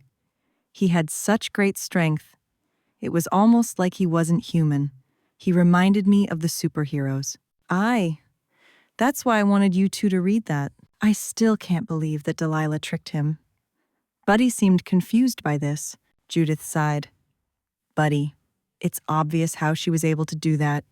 Men can be so stupid sometimes. Buddy playfully slapped his sister's shoulder. Hey, that's not true. They asked more questions as they continued to discuss Samson. It was such a relief that he'd gotten their minds off the video games for a little while. Raquel opened her eyes. She dozed for a bit after Patrick had gone upstairs. She heard murmuring. Sounded like Patrick was talking to the twins. Such a beautiful thing how he connected with young people. Emily approached Raquel toting the big plastic bag that she'd been carrying earlier. The Christmas present. She'd forgotten all about that. Well, she needed some cheering up, so maybe Emily's gift would take her mind off her worries. After she'd taken one of the lavender pills and washed it down with some water, Emily gave her the bag. I bought this as a Christmas gift for one of my friends at church. She shrugged. But I think it's something you can use. Might make you feel better. Raquel peeked into the bag. She pulled out a pink spiral journal and a pink pen with a fake diamond stud at the top. The last thing she removed from the bag was a book of women's devotions. Both of the books had a pretty rose pattern. When she ran her fingers over the journal, the cover felt nice, had a good feeling texture to it. Emily, this is so pretty, she hesitated. I don't want to accept this if it's for somebody else. Raquel, just accept the gift. I can always buy another one for my friend. Surely, the Lord would want her to accept this gift. She fingered the journal. Thank you, Emily. You're welcome. Emily sighed. She then took the nearby thermos and poured some hot coffee into a cup. She took a sip. I realize you've gone through a lot recently. I can't imagine what it must feel like being told your whole life that your dad was dead. And then you discover that he's alive. She took a deep breath and focused on Raquel. I wanted to explain why I felt that I needed to give you the journal. I went through a rough time when my dad died. Raquel nodded as she focused on her cousin's wife. Frank had been hired as an accountant to give financial advice about Emily's family farm. Frank had been hired by Emily's dad before he'd died. Emily's dad had not told Emily about hiring Frank. So when Frank showed up on that first day, Emily had been floored. She wasn't used to letting others advise about the family business. Upon further thought, she realized that Emily was a lot like herself, stubborn, headstrong, and independent. Such traits were admirable, but sometimes such traits could prove to be stumbling blocks. I know that you didn't want Frank advising you about your farm. While Frank had been working on Emily's farm, he'd called Raquel a few times, complaining about his headstrong client. I was upset about my dad's sudden death. She paused and took another sip of coffee. Looked like she was gathering her thoughts, trying to be sure she said the right thing. I was also struggling with my feelings for Frank. As I spent more time with him, I found myself liking him. But there wasn't anything I could do about my feelings for him. At the time, he wasn't saved, and he was an alcoholic. In spite of this, he wouldn't leave my mind. I kept thinking about him, and I was also struggling with my grief. She sighed. Anyway, it was a rough time for me. Frank and I had feelings for each other, but he admitted that he needed help for his drinking problem. He went back to Chicago. Things got even worse when my stepmom left the farm. Emily's mom had died when she was a kid, and her dad had remarried. Her stepmom had left the farm and relocated so that she could live closer to her biological children. They needed her help, and she'd been anxious to mend the fractured relationship she had with her biological offspring. I was out here on the farm living by myself for the first time in my life. So, around that time, that's when I started journaling. It helped me to write down my thoughts, struggles, and even my prayers to God. Journaling was a powerful outlet for me. She shrugged. It might work for you as well. I feel that your situation is drastic, and doing what I did might help. You're struggling because of this new information that you found out about your dad. You're also struggling with your feelings for Patrick. Write your feelings down and pray about them. Try not to get so upset that you don't sleep. That causes undue stress for you and for Patrick. I can tell that he still cares for you. The thought scares the daylights out of me. Emily tilted her head. Why? Because of our fractured past. He left me for a good reason, but in spite of that, he still left. I don't know if it's a good idea for us to be together again. Emily patted her shoulder. I understand. Just think and pray about it. Maybe the two of you can take things slow and just be friends for a while, then see what happens after that. The lights flickered for a few seconds before they came on. Mom, the lights are on. The kids rushed down the stairs. They immediately turned on the TV so that they could play their video games. Raquel's heart thudded with joy. She'd never been so happy to see the return of electricity in her entire life. Chapter 7. Patrick glanced over at Raquel as they sped down the highway. 24 hours ago, the lights had come on at her cousin Frank's house. Since then, Raquel had spoken to Amma and had confirmed that her father was still alive and that he still was anxious to speak with her in person. Raquel still seemed stressed and tense. Poor lass. He wished there was more that he could do to help her. They'd stopped for a meal a few times. Raquel had claimed she wasn't hungry, but he'd made her eat something. She continued to scribble in the notebook that Emily had given to her as a Christmas gift. That little book, as well as the book of devotionals, were the two things that seemed to calm her down. As they whizzed past the snow-covered pine trees, he stole another look at the notebook. Raquel's face was tense as she wrote. It seemed as if the words she was printing on the page were her link to a better place. He needed to know what she was writing about. Maybe knowing what was in her mind would help him to understand how to make her feel better. Maybe there was something that he could say or do to make her not quite as tense. He cleared his throat. Raquel! A deer sped from the snow-covered trees. Looked like it was headed straight for the highway. Patrick! Watch out! Her voice shrouded with fear as he braced himself for the sudden impact. Miraculously, they were able to keep driving. Raquel glanced behind them. Looks like the deer stopped and didn't cross the highway. That's a blessing for sure. The horns on those bucks can really mess up your engine. He glanced at Raquel. She still looked sad as she gazed out the window. She'd put her journal aside. Good. Maybe now was a good time to pick her brain and find out what she'd been writing about. He gestured toward the spiral pink notebook.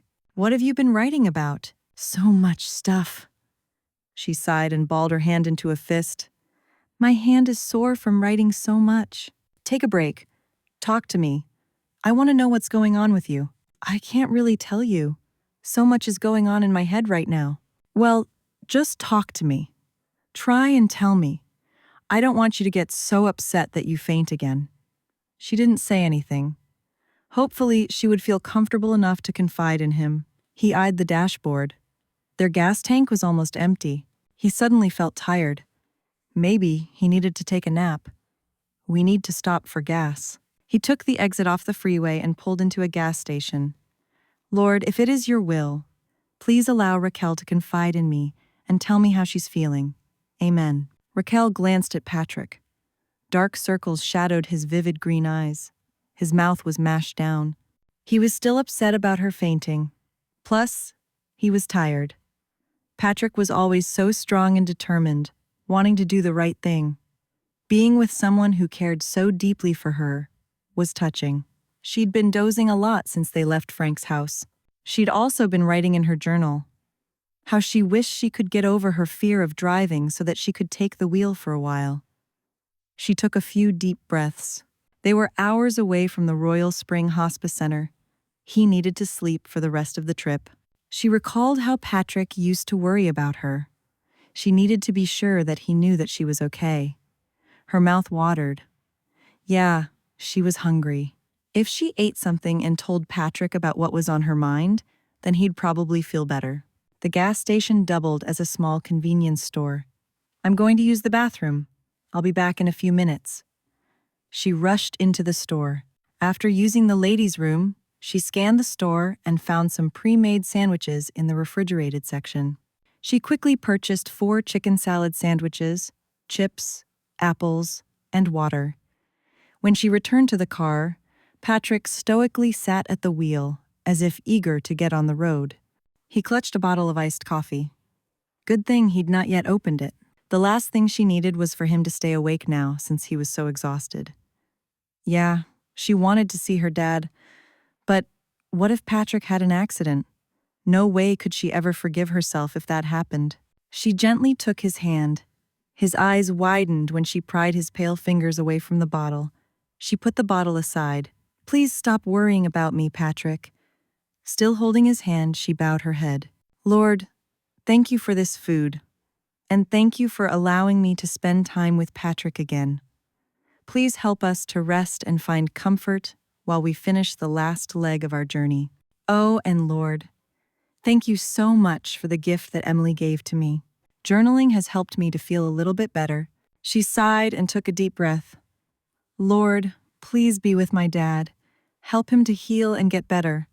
Allow him to speak to me before she took another deep breath. Lord, just allow me to spend some time with my father. Amen. She squeezed Patrick's hand. Amen. Patrick's deep voice resonated in the car. She sighed and glanced toward the highway. Patrick, there's a backup on the freeway. She turned the radio on.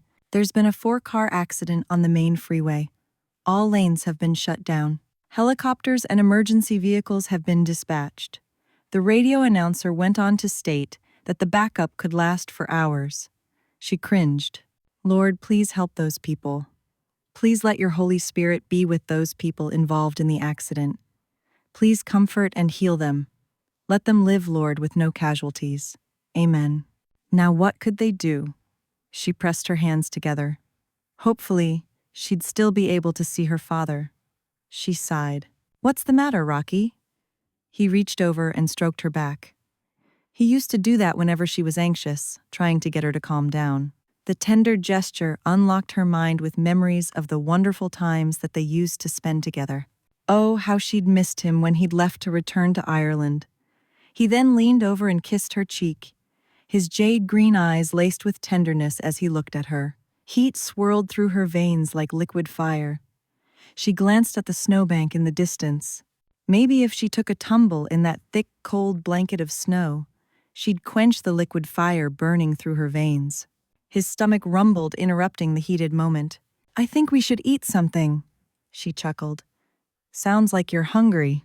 I am. After we eat, you can tell me what's ailing you. She unwrapped the sandwiches and took a bite. The sweet, slightly tangy taste of the chicken salad exploded into her mouth like a silken delicacy. She gobbled down the sandwich before enjoying the salty, crunchy potato chips. She then guzzled the cold bottle of water. Some of the water dripped down her chin. She swiped the moisture away with her hand. That chicken salad is amazing. It's pretty good. After they'd eaten the sandwiches and chips, she bit into one of the crisp red apples. The sweetness of the apple was a perfect end to their simple meal. After she'd thrown their trash away, he reclined his seat as far as it would go.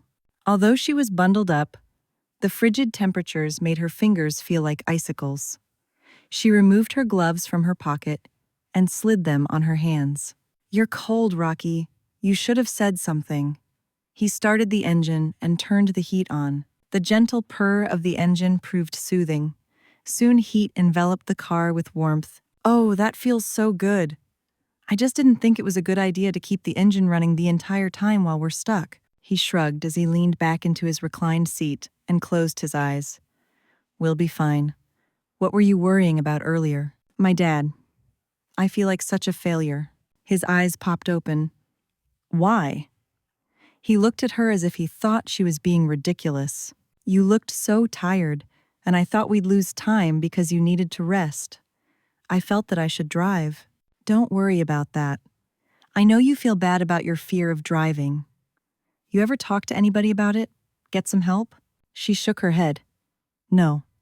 I've gotten used to taking Uber, and my house is only a few blocks away from my coffee shop. She took a few deep breaths. I guess I've just gotten used to living this way. When she'd gotten her learner's permit as a teenager, her mom had taken her out to practice driving. Right away, she'd had a terrible accident. Her mother had been unharmed, but she'd been in the hospital for 2 days, and it had taken weeks for her broken leg and her broken arm to heal up. Although she'd not been at fault for the accident, she'd still been scared. Whenever she got behind the wheel of a car, she froze up, since the first thing she'd think about was that terrible accident. As a result, she'd never gotten her driver's license. Ah, Rocky, it's bothering you right now. You can make a New Year's resolution to learn to drive. I'd be happy to teach you. She glanced at him. After all this time apart, she'd thought she'd gotten him out of her system, but she hadn't. His piercing green eyes, vivid red hair, pale skin and muscles. She smiled, recalling how they'd sometimes work out at the gym together. She'd get heated as she'd looked at him. Again, she recalled the passionate nights they'd shared. Blowing air through her lips, she peeked at him again. His teaching her to drive was not a good idea. Not at all. Since he'd returned to town and was helping her, that didn't mean that they'd pick up where they left off, did it? He closed his eyes again, probably wanted to get a few hours of sleep before the traffic cleared up. During their trip, she'd been scribbling in her journal. She'd been writing down every single thing that she could recall her mom telling her about her dead father. People were always telling her that she had a sharp memory. So if something was really important to her, she seldom forgot about it. Not only had she written about her dad, she'd also written about Patrick. It bothered her that he'd never asked her to come to Ireland with him. He never even invited her to come visit. She supposed the breakup was cleaner that way, with minimal contact between them. But after all this time, he still haunted her mind, and that made her feel weak and somewhat insecure. She considered herself a strong woman, but being around Patrick, well, she needed to pray about this, long and hard. She swallowed as a troublesome thought lurked in her mind. During their road trip, she'd found out that Patrick was acquainted with a few people who worshipped at her church. She figured that's where he would worship. What if he started dating one of the church members? How could she take seeing him dating another woman, cozying up with someone, when she still thought about him? Oh Lord, what am I supposed to do? She balled her hands into fists and silently prayed to Jesus. She wanted to know the truth. She looked at him again. He was laying there right beside her. She had a question that was burning in her mind like an overdone biscuit. He was still awake. She could tell because he wasn't snoring. Patrick. He immediately opened his eyes at the abrupt tone of her voice. What is it, lass? Ask him to tell you the truth. The words settled into her gut like a warm, soothing ocean. Almost felt as if God were placing those words into her mind to make her feel better. She licked her lips and took several deep breaths. She could do this. She had to. When you left to go back to Ireland, to live and to take care of your sisters. Nervousness enveloped her as she pressed her hands together. Patrick reached over and placed his hand over hers. The gentle warmth from his touch soothed her. Go on. His deep voice, soft and encouraging, was just what she needed to hear. Why didn't you ask me to come with you? There. She'd said it. Patrick removed his hand from hers. His mouth pressed into a thin line. He raised his seat back up. Uh-oh. Looked like he wasn't going to be able to take his nap after all. We don't have to talk about this now. He was hiding something. She could feel it. Perhaps he'd quickly found a new girlfriend in Ireland, and he didn't want to hurt her feelings. But if he had a girlfriend in Ireland, why'd he relocate back here? Sure, He wanted a relationship with his dad, but did he want to reunite with her as well? He opened the door, and cold wind exploded into the vehicle. Shivering, she glared at him. "Where are you going?" "I need to take a walk. I'll be back in a few." He slammed the door and stormed away, obviously angry. Now, what was that all about? Chapter 8. The cold wind sliced through his thick jacket like a knife. His frigid lips trembled as he scampered down the snowy path. Too bad he'd forgotten his gloves in the car. Well, he needed some time away from Raquel. No way could he tell her why he'd never asked her to join him when he'd returned to Ireland. Sure, he'd missed her every single day. But if he'd asked her to come, she would have given up so much. She'd probably would have resented him, and he just couldn't imagine being weighed down with the guilt.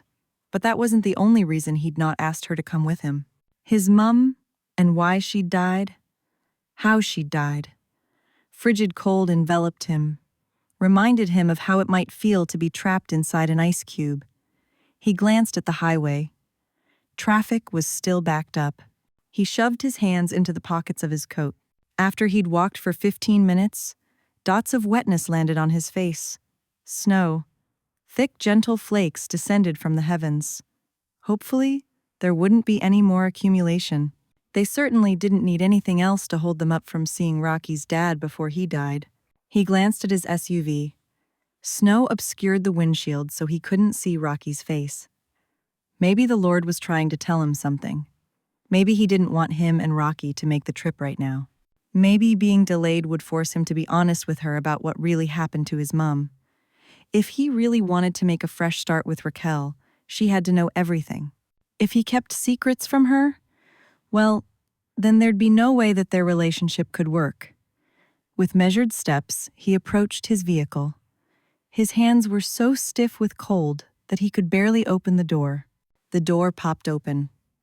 Rocky leaned toward him after she'd opened the door for him. He guessed she'd seen him struggling. Her dark brown eyes looked troubled. Well, they needed to have a good long talk. As Patrick got into the vehicle, she studied his face. Tense. Upset. He placed his reddened, obviously ice-cold hands against the heat ducts. "It's nippy out there. Are you mad at me?" He stopped rubbing his hands and looked directly at her. "No, I'm angry. Not at you. I'm angry at myself." This was surprising. "What do you mean?" He took her hand. His pale skin was still drenched with cold. She covered his hand with both of hers. "Rocky, there's stuff about my mum that I didn't tell you." He didn't say anything for a few seconds. "I'll tell you about that later." She nodded. Okay. She just wanted him to tell her what was on his mind. Hopefully he wouldn't take too long. "Well, one reason why I didn't ask you to come with me? Well, you were determined to open your coffee shop. You'd started scouting for possible locations, making a business plan. I couldn't ask you to give that up to come with me. You'd start resenting me. I know it." She gulped. Yeah, she'd have been disappointed. Butterscotch Bliss had been a dream come true. She loved her little shop. She was passionate about making pastries that people enjoyed. Whenever she spotted a new customer tasting her buns for the first time and seeing that delighted expression after that first bite, well, that made her day. She remained silent, digesting what he'd just revealed. "You didn't give me a chance to even make the decision. I might have been able to open a coffee shop in Ireland. Have you ever thought about that?" I did. But I didn't think it would be the same for you. That's the only reason you didn't ask me to come?" "No." His lips mashed down as he stared at their joined hands. "My mum. I feel uncomfortable telling you why she died. She had a sudden heart attack. You already told me about that." Since he'd been gone for a few years, perhaps he'd forgotten that he'd already shared this information with her. "Yeah, she had a heart attack, but I didn't tell you why she had one." He took a deep breath. "My mum, Rocky, she was sick, not well." She narrowed her eyes and looked directly at his face. "What do you mean?" She tried to keep her voice soft and gentle. She didn't want him to know that it angered her that he'd keep secrets from her, especially after all the time they'd spent together. "She was depressed. Her problem was mental. She killed herself, Rocky. Took her own life. Her lips quivered. The impact of what he'd just revealed slammed into her, jolting her out of her comfort zone. Tears splattered his pale cheeks. She'd never seen Patrick cry. She gulped. Lord, please help me to say the right words. Patrick, I'm so sorry. She tried to hug him, but he pulled away. He shook his head as he folded his arms in front of him, almost as if he were creating an invisible shield between them. My sisters. They found her. She died of a heart attack caused by the overdose. Lord, have mercy. Those poor children. Speechless, she sensed she needed to give Patrick time to finish what he had to say before she interrupted. She didn't attempt to hug him again, but she did pray. Jesus, Jesus, Jesus. Shocked, all she could do was say Jesus' name over and over during the moment of silence. The twins, me, only some close family members know what happened. We just revealed that she died of a heart attack. We didn't want people to know everything. She nodded. She could understand why he didn't want to publicly reveal every detail about her death. She wondered how the twins were coping. She was about to ask, but then recalled that she wanted to give him time to tell her everything that he needed to say. One of the twins has depression. I worry. I know I need to leave everything in God's hands, but I still worry about her. That's why I call them so often. He took a deep breath. Rocky, I was in love with you. I still love you. Her heart skipped a beat. She then jerked back, shocked that he'd state this right now. I came back to apologize to you about how I broke up with you. I feel bad about what happened. I just couldn't dump that entire situation on you. I was a mess. He looked directly at her. You couldn't be with me back then. I was a drunken mess. So many tumultuous feelings thundered through her. How could she process all of this right now? Patrick had told her when they'd first started dating that he didn't drink. He'd been sober for a few years and was proud of it. However, it appeared that his mom's death shattered his sobriety. Our aunt and uncle lived with us for a few months after Mom died, helped me to cope with my problems, and helped out with the twins. I found a job and knew that the Lord wanted me to be there for my sisters. I had to be strong for them. At first, I was a weak mess, but now, well, I think my faith is stronger. I insisted that the girls go to church with me each Sunday. I want them to lean on Jesus. I know how things can get murky, and it's hard, but... He shrugged, as if he were unsure how to finish his statement. Whoa, now what was she going to do? She didn't think that she could just welcome Patrick back into her life with open arms. Did he have other secrets? He said that he loved her, but so much time had passed. Did he simply love the memories of the time they'd spent together? Or did he really love her for the woman that she was right now? You're upset. He peeked over at her and tried to grab her hand. She pulled away. Give me a minute. She closed her eyes. Lord, help me to say the right thing. I'm sorry about your mom. I feel bad for the twins. Do you think they'll be okay? When her mom had passed, she'd been devastated. She could imagine it being worse if one were a teenager, knowing that their mom took her own life. How would a youngster cope with something so awful?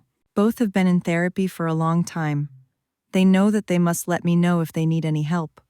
He took a deep breath. They're doing fine, adjusting to life without their mom.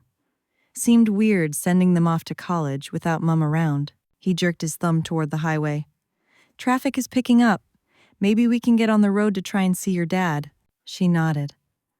After he'd started up the engine, he drove down the packed snowy path and onto the highway. She glanced at the evergreens weighed down with so much snow that their branches swung toward the ground. White-capped mountains rose toward the heavens in the distance. Such a beautiful day. She glanced at her journal and pen resting in the back seat. She just couldn't journal right now. Patrick remained quiet. She wasn't sure if he was mad at himself for telling her the truth about his mom, or if he was being considerate, giving her time to digest what he'd just revealed. The information was a lot to take in so suddenly. Yeah, They'd talk about it more later. But right now, she needed to see her dad. She eyed the clock. Only a few more hours before they reached their destination. Patrick pulled into a parking space at the Royal Spring Hospice Center. Snow clung to the bare branches of a nearby tree. He focused on the frosty moisture of the branches, taking deep breaths. He yawned. Boy, he could really go for a good night's rest. "We're here, Rocky." He reached over and gently shook her. She'd been sleeping for the past hour. He'd been silent for the rest of their journey, wanting to give her time to come to terms with what he'd revealed about his mum. He also wanted to give her some space. He knew she was anxious about seeing her dad. "Patrick, I'm so scared. Remember what you said about trusting in Jesus?" Yeah, she trusted in Jesus, but she was still scared. "Lord, help me. Maybe you should call Amma. Let her know we're here." Now, that was a good idea. Amma had given her the room number and told her that she needed to sign in at the front desk. She quickly pulled out her phone and called Amma. After a few rings, it went straight to voicemail. "I guess she can't answer right now. She might be sleeping. Must be tough, sitting with your husband while he's dying." Raquel blinked and took a deep breath. Her heart skipped. She grabbed Patrick's hand. "Babe, what's wrong?" "What you just said about Amma, Patrick. I've been so selfish, self-absorbed." "What do you mean?" "Well, I've been so upset about my mom not telling me about my dad being alive that I never considered what Amma has been going through. Since I've found out about my dad, I've been absorbed with self-pity, upset about not knowing he's been alive all these years. Not once have I thought about or prayed for Amma." "Ah, Rocky, stop worrying. I'm sure Amma understands that you have a lot on your mind. Finding out that the father whom you thought has been dead for your entire life is really alive is a lot to digest. Most would have reacted as you have." He gestured toward the building. "We need to go inside if you're going to speak with your father." She'd been so anxious to arrive in time, and now she was stalling. Yes, they'd better go inside. Before she could open her door, Patrick rushed out of the car and quickly opened her door for her. He took her hand and helped her out of the vehicle. "Careful now, icy out here. Wouldn't want you to slip." His calm, caring, deep voice comforted her. Just knowing he was beside her helped her to not feel so leery about entering the building. Still holding her hand, he opened the door. A thick alcohol-like scent filled the air. The lobby was quiet. A Christmas tree rested in the corner. Multicolored lights winked on the tree. Festive wrapped gifts surrounded it. "May I help you?" A middle-aged male desk clerk smiled at them. They approached the desk. "I'm here to see Gregory Montague, room 126. The clerk nodded. After checking their IDs, he pointed to the clipboard. "Just sign in and go on back." She grabbed the pen and hesitated. For some reason, the urge to tell the clerk that Greg was her dad wrestled within her. But she just couldn't mouth those words to a stranger, at least not yet. What would she say when she saw him? What would she call him? Would she call him Dad? Uncle Greg?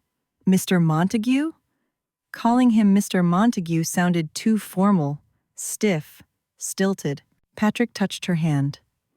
"You okay, Rocky?" His deep voice was gentle, his tone concerned. The last thing she needed was for him to start worrying about her again. She bit her lower lip, still clutching the pen. Well, she'd tell him what she'd been thinking later. She needed to put his mind at ease so that he wouldn't be upset. "I'm just nervous is all." He narrowed his eyes. He didn't believe her. He knew she was upset, but she figured he wouldn't press for details right now. After all, they'd made a long journey, and now it was time for her to see her dad for the first time in her life. Well, for the first time that she could remember. She quickly scrawled her name on the clipboard, and Patrick did the same. When they approached room 126, the door was ajar. The medicinal odor was stronger as the door opened. The bed was empty. A young worker stood at the foot of the bed folding a blanket. She glanced up at them. "Good evening. May I help you?" Raquel gulped. Before she could respond, Patrick came to her rescue. "We're here to see Gregory Montague." "Oh, I'm afraid you're too late. He's gone." She squeezed her eyes shut and clutched the doorknob. Gone? Her father had died after all. Her heart thundered with dread as Patrick pulled her into his arms. Chapter 9. Patrick focused on the worker who'd just spoken. No way would an employee deliver such devastating news so casually. He needed some answers. Too late? Are you saying that Gregory Montague has passed away? He simply couldn't bring himself to say the word died. The young woman's eyes rounded. The blanket fell from her hands as she focused on them. "Oh, my goodness, my bad." She came closer. "Gregory Montague is not dead. Please don't tell my boss about what I just said. They said I needed to improve my bedside manner, so that's what I'm trying to do." Relief flowed through his veins like golden honey. He let out the breath that he didn't even realize he'd been holding. Raquel relaxed too, but still snuggled against him. "Well, where is he?" Her pretty voice sounded small and scared. She was obviously still apprehensive about seeing her dad and wanted to get the initial meeting over with. There were some complications. Complications? Concern etched Raquel's voice as she awaited the worker's next words. "Yes. You'll need to go to Royal Spring Community Hospital down the street. Check in at the front desk. The doctor should be able to provide more information." "Thanks." He grabbed Raquel's hand, and together they quickly walked to the car. He revved the engine, and with the help of the GPS, they arrived at the hospital in minutes. They quickly walked toward the building. Raquel's foot hit an icy patch, and she slammed down onto the sidewalk. Darts of pain shot through her knee as Patrick gently helped her up. "Rocky, I'm so sorry." "Don't apologize. It's not your fault that I fell." She winced as they made their way into the hospital. Her knee was so sore that she had to limp. After giving their information to the woman at the front desk, the woman sadly shook her head. "We can't allow visitors right now. Only immediate family members." Raquel stood up as straight as her sore knee would allow. "I'm his daughter." She leaned toward the desk clerk. "I need to see him." The woman appeared taken aback before she gave Raquel a name tag. Raquel scrawled her name on the tag, her hand shaking. She then removed the sticky piece of paper and pressed it onto her shirt. The worker eyed Patrick. "He can't go in there with you. Against the rules. I'll wait here for you." He gestured toward the couch in the corner. "I'll be sitting right there praying for you the entire time." When Patrick made a promise, he meant it. That was one of the things she loved about him. He caressed her face with his big, gentle hands. Shivers of hot warmth flowed through her. She shook her head, clearing thoughts of Patrick. She needed to focus on her father. Not saying another word, she limped toward the elevator and took it up to the 5th floor, which was the floor where her father was resting right now. Patrick slumped onto the couch. "Jesus help Raquel." His phone vibrated. Oh no, it was his dad. "Hi, Dad." "Patrick, have you started the profitability review yet?" "I'm still waiting for it." "No." He quickly gave his father a rundown about all that had occurred since they'd started their trip. "So, she just went back to see her father. I'm so tired that I can barely keep my eyes open. Did you reschedule the meeting?" "Yes, it's tomorrow." "Tomorrow?" No way could he have the report done by then. If he had a strong pot of coffee, he might be able to sit up all night in order to give his father a draft. "I'll have it to you day after tomorrow. I promise. I'll have my secretary to move the meeting." From the abrupt tone of his voice, he sounded as if he was unhappy about the change. He paused. Sounded like he wanted to say something else. Was there anything else? He mentally sighed. Hopefully his dad wasn't too upset. "Just keep me posted about Raquel." "Okay." He rang off with his father. Well, at least he seemed concerned about Raquel, so that was good. He still wanted to make a good impression on his dad and have a positive working relationship. Hopefully, the relationship could bleed into their personal relationship.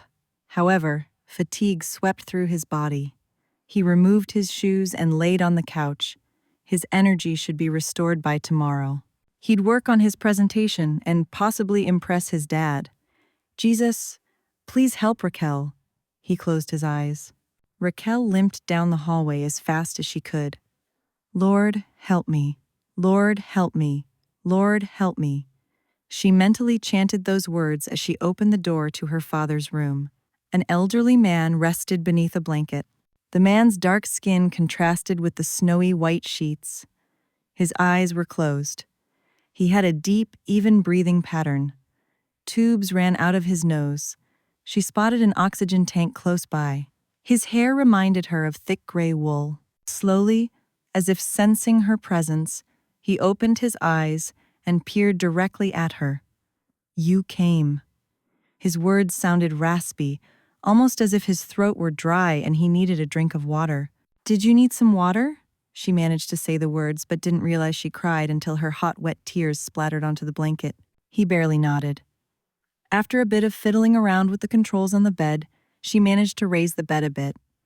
She then poured a small cup of water from the pitcher beside the bed.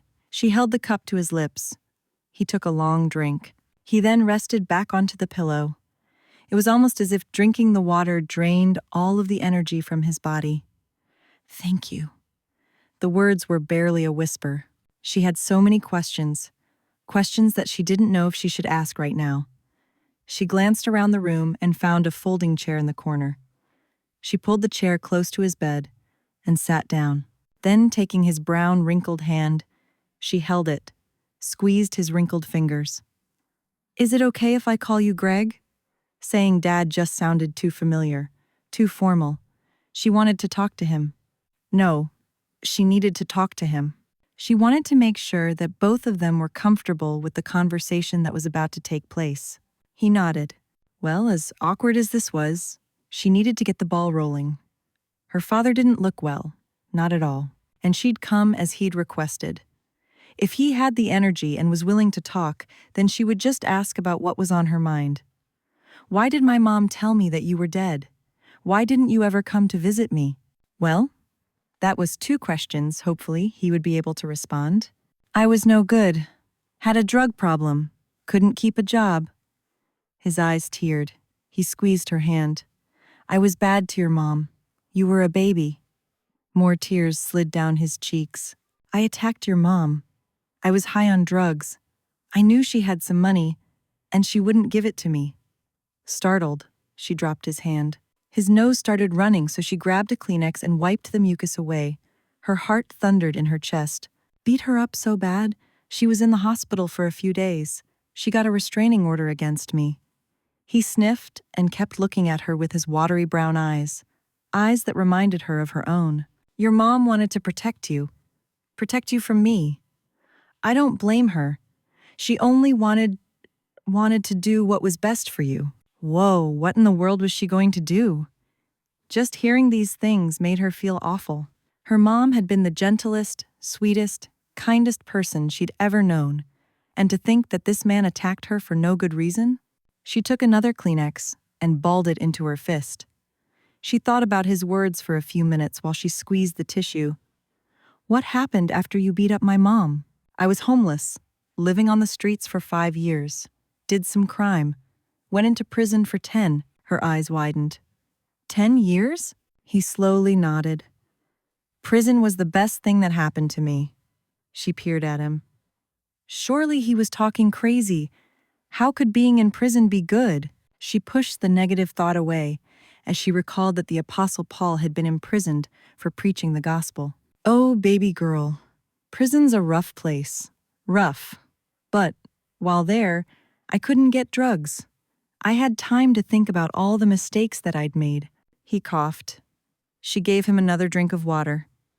He then continued. I got saved while in prison. Christians came every week to talk to us, and we had church. I wrote your mama a letter telling her how sorry I was and that I'd been saved. He paused for a few seconds. She never wrote me back. I don't blame her. I was a mean person. I didn't treat her with respect. She jerked, recalling the ugly, jagged scar on her mom's arm. She'd asked her mom about it a few times, and all she'd said was that she'd been in a terrible fight when she was younger. It never made any sense, since her mom didn't seem to be one who'd been prone to getting into fights. Did you cut my mom's arm? He briefly closed his eyes. Yes. As I said, I was high. I had a sharp piece of glass. I cut her arm. She screamed. You woke up and started crying. He coughed again. Your cries broke into my trance. For some reason, I got scared, and I left. She didn't know if she wanted to get to know him better after she heard how mean he was to her mom. Anger, as hot as a boiling stew, simmered within her. She imagined the simmering anger could erupt into lava, like a volcano. She'd talked to people at church who'd told her how hard it was to let go of anger. Forgive him. The words, as clean and fresh as newly fallen snow, popped into her mind. Please forgive me. She didn't know if she could forgive him right now. At this very minute, at this moment, forgiveness would have to be a journey. I don't know if I can. Just try, baby girl. He kept calling her baby girl. Maybe she should remind him that her name was Raquel. She opened her mouth, then closed it.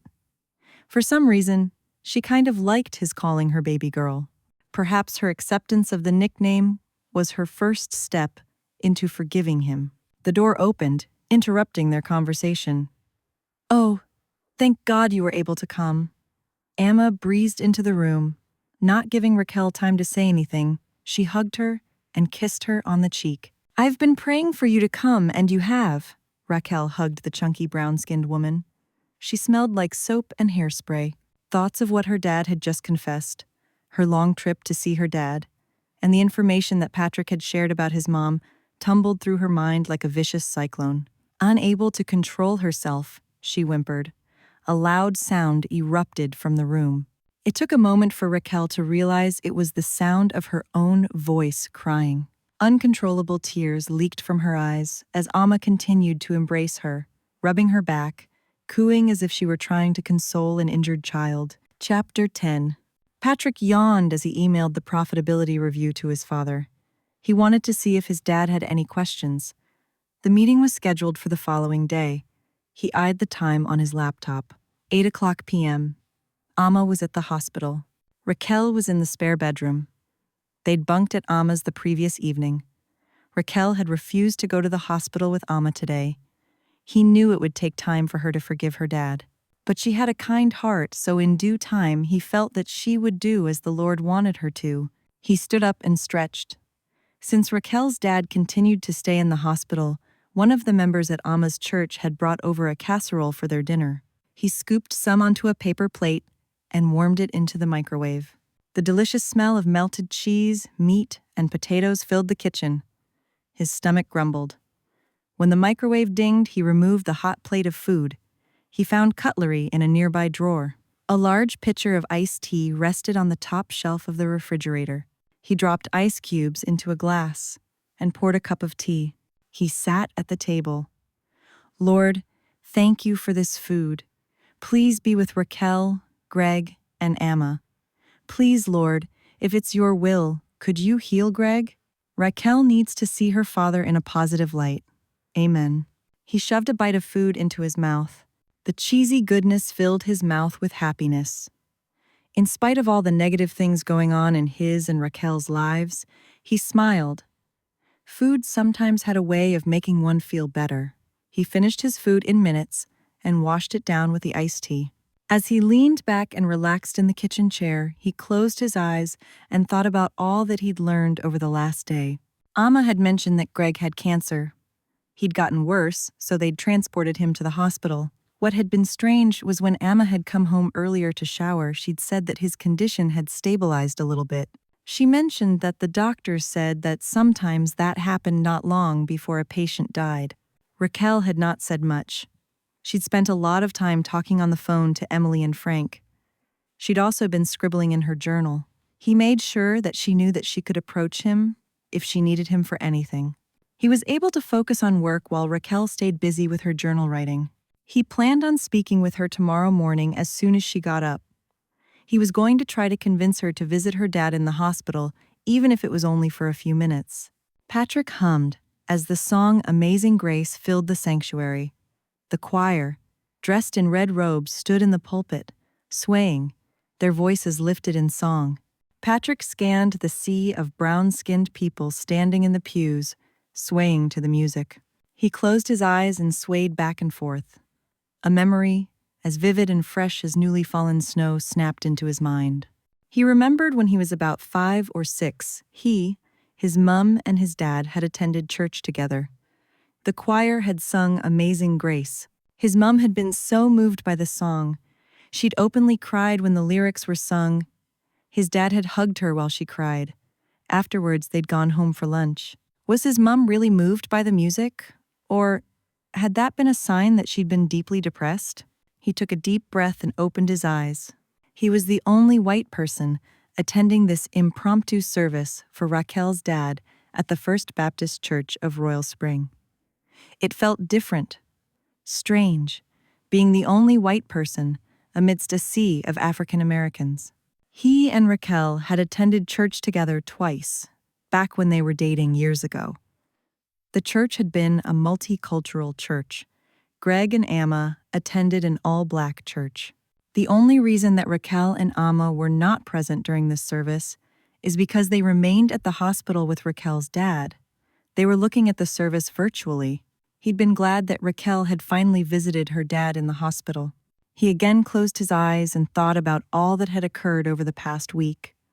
For the first time in years, he'd fasted. For 2 days, while Raquel struggled with her anger against her dad, Patrick had prayed for Raquel to forgive her father. He'd also continued praying for her father's recovery. When Amma had contacted their pastor, telling that Greg had been hospitalized, her congregation had scheduled an impromptu church service to talk and pray for Greg's healing. When Patrick had first entered the church, he'd been stunned that so many people had arrived. He'd just assumed an impromptu service would not have so much interest. Several people approached him, introducing themselves. He introduced himself as a friend of Raquel's. He highly doubted she'd want him to introduce himself as her boyfriend. His musings were interrupted when the music stopped and the pastor approached the pulpit. Tasting salt on his upper lip, he wiped his wet eyes. He'd not realized he'd been crying. For him, crying meant shame. But right now, well, he needed to do what he could to help Raquel. As the pastor said his prayer, Patrick added his own prayer for Raquel's forgiveness and for the healing of Gregory Montague. Raquel approached her father's room in the hospital. She swallowed. It was the day after the impromptu church service.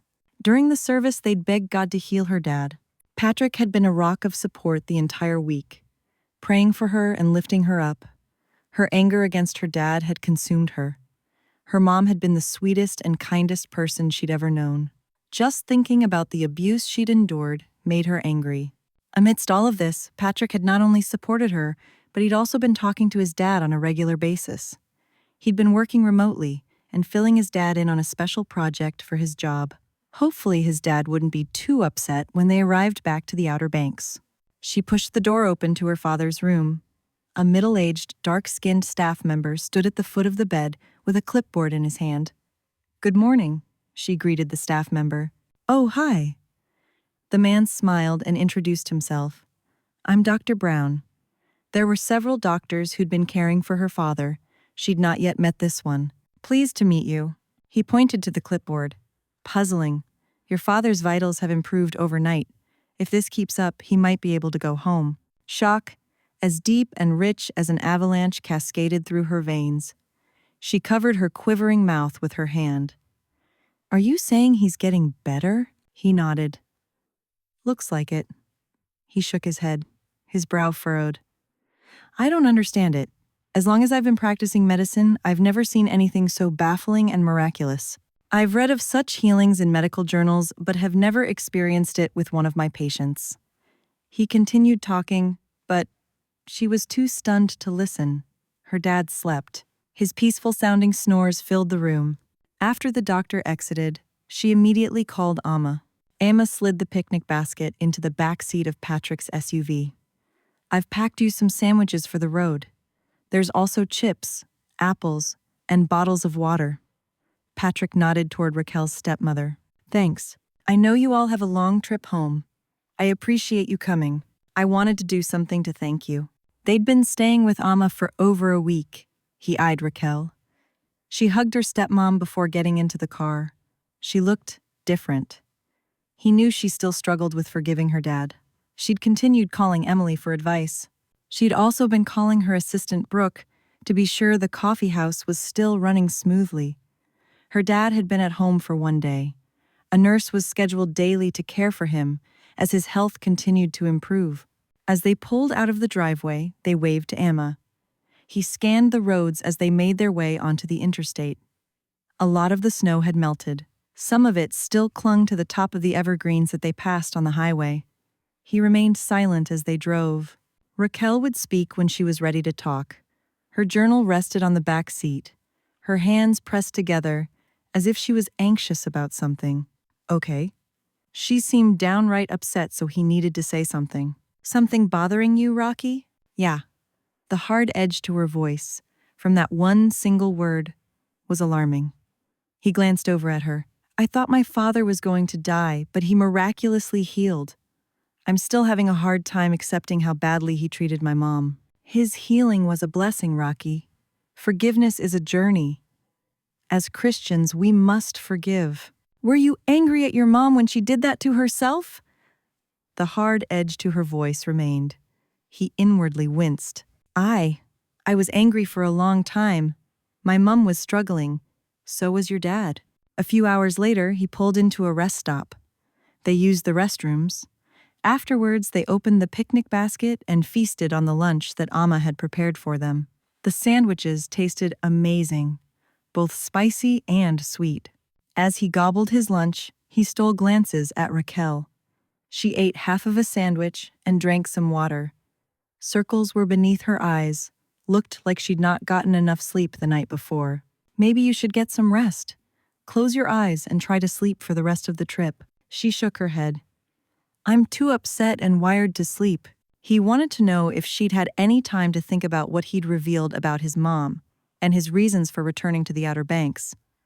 Would she be open to spending time with him again? Her mouth tamped down as she peeked at a few squirrels frolicking nearby. Now probably was not a good time to bring up that subject. He figured she wasn't ready to discuss their pursuing a relationship or even a friendship right now. She turned and looked directly at him. The sadness in her dark brown eyes, laced with her fatigue, tugged at him. The urge to hold her consumed him. He reached over and took her hand and squeezed it. What is it, Rocky? He voiced the question softly, hoping that she'd open up to him. She'd already mentioned what was bothering her, but he sensed that something else was going on. What you said, about us spending time together as a couple, and me giving you another chance. Go on.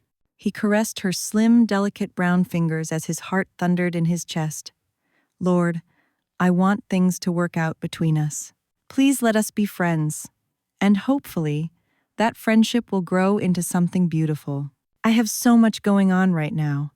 She sighed, her shoulders slumping. I feel sad. I'm struggling with forgiving my dad. I'm also trying to find the courage to bond with him. I believe that's what God wants me to focus on right now. He winced. If the Lord was calling her to do those things, then he'd have to honor that. No way was he going to stand in her way. She needed time away from him so that she could figure things out. He understood. He just didn't know how to respond. It'd probably be rude for him to remain silent during the rest of the trip. He knew that he had something to say. He just needed to figure out the best way to tell her how he felt. After they'd thrown away the trash from their lunch, he started his vehicle and pulled onto the interstate. Thankfully, Raquel slept most of the way home. He pulled into her driveway at 4 a.m. The sky, black as ink, winked with a few silver stars. She slowly opened her eyes. She started to open her door. He reached over and took her hand. Rocky, I know you're going through a lot, and you need to think about, well, everything. Everything that I told you about my mom, and all that's happened with your dad. I'll be praying for you, Rocky. Thanks, she whispered the word softly, but still didn't look at him.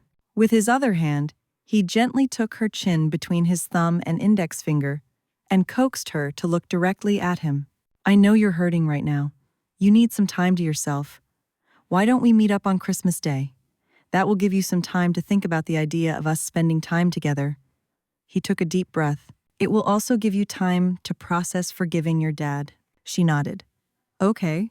He released her chin, swallowed, then closed his eyes for a few seconds.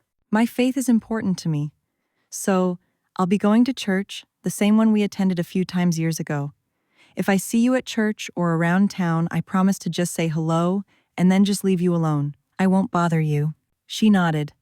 Then she quickly opened her car door, not giving him a chance to do it for her. She rushed to her house, unlocked the door, and went inside. Chapter 11. Raquel slammed the dough onto the counter. Her floured hands worked the dough, kneading it with her fingers. Later, she'd be baking a batch of her Butterscotch Bliss buns to serve in her coffee shop. She lifted the dough and slammed it down again. Kneading dough usually calmed her down when she was stressed.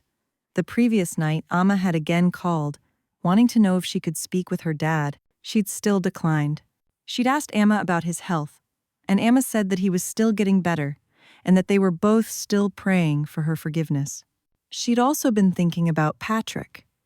It had been 1 week since they'd returned from their trip to see her dad. Every night she'd thought about him.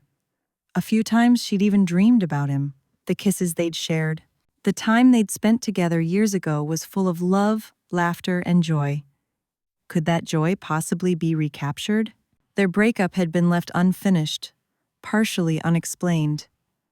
Now that he'd told her what had happened, she'd been blessed with finally hearing the truth. She wondered if he had other secrets. Oh, it was times like these when she missed her mom. She longed to have a hot cup of coffee and some of her mom's favorite shortbread cookies. Oh, what a treat that would be if she could just sit and talk with her mom for 5 minutes. That would make her feel better. You're slamming that dough like you got something on your mind. Brooke, her young assistant, breezed into the kitchen. Her white apron stretched across her ample stomach. Brooke did jazzercise regularly, since she was determined to lose some weight. I'm working off the stress of a sleepless night, Brooke grunted. You still stressing over Patrick? The young woman shook her head. Sounds like that man's done a lot for you. Did you even thank him for taking you to see your dad on such short notice? She stopped mixing the dough. Had she thanked Patrick? She winced, embarrassment spilling into her veins like hot molasses. She honestly couldn't recall if she'd thanked him for his kindness. Be a huge shame if she hadn't. How selfish of her. I don't think so. Brooke had met Patrick the previous Sunday at church.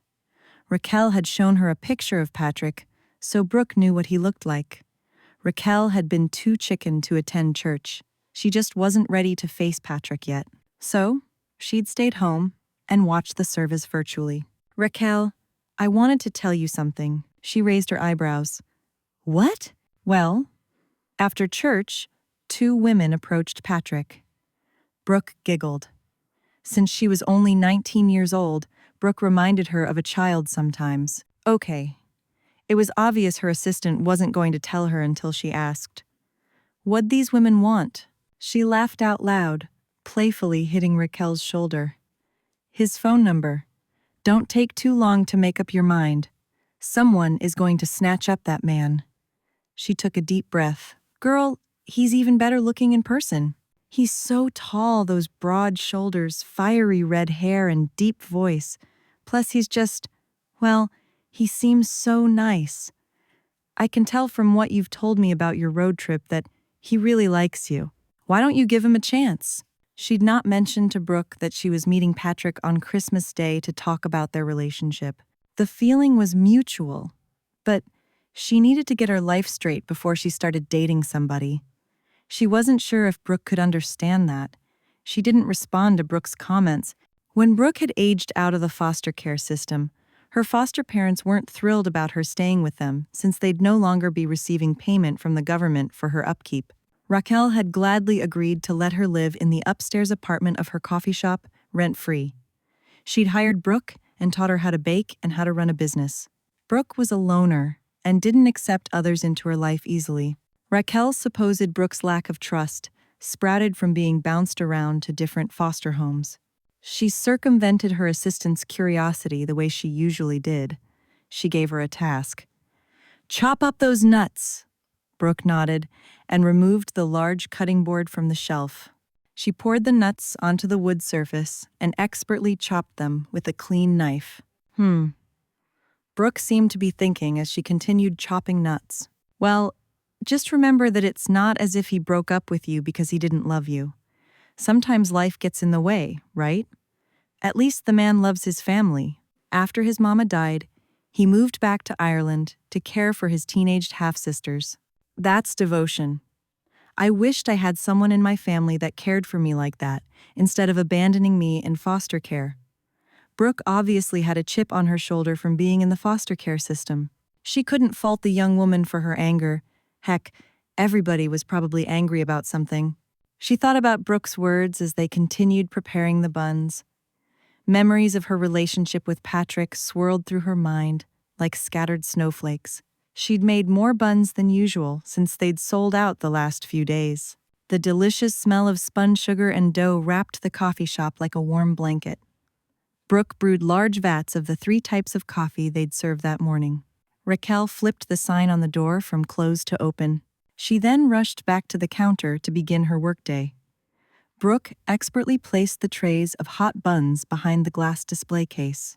Late that morning, Raquel set out the sandwiches she'd prepared for the lunch crowd. Her mouth watered.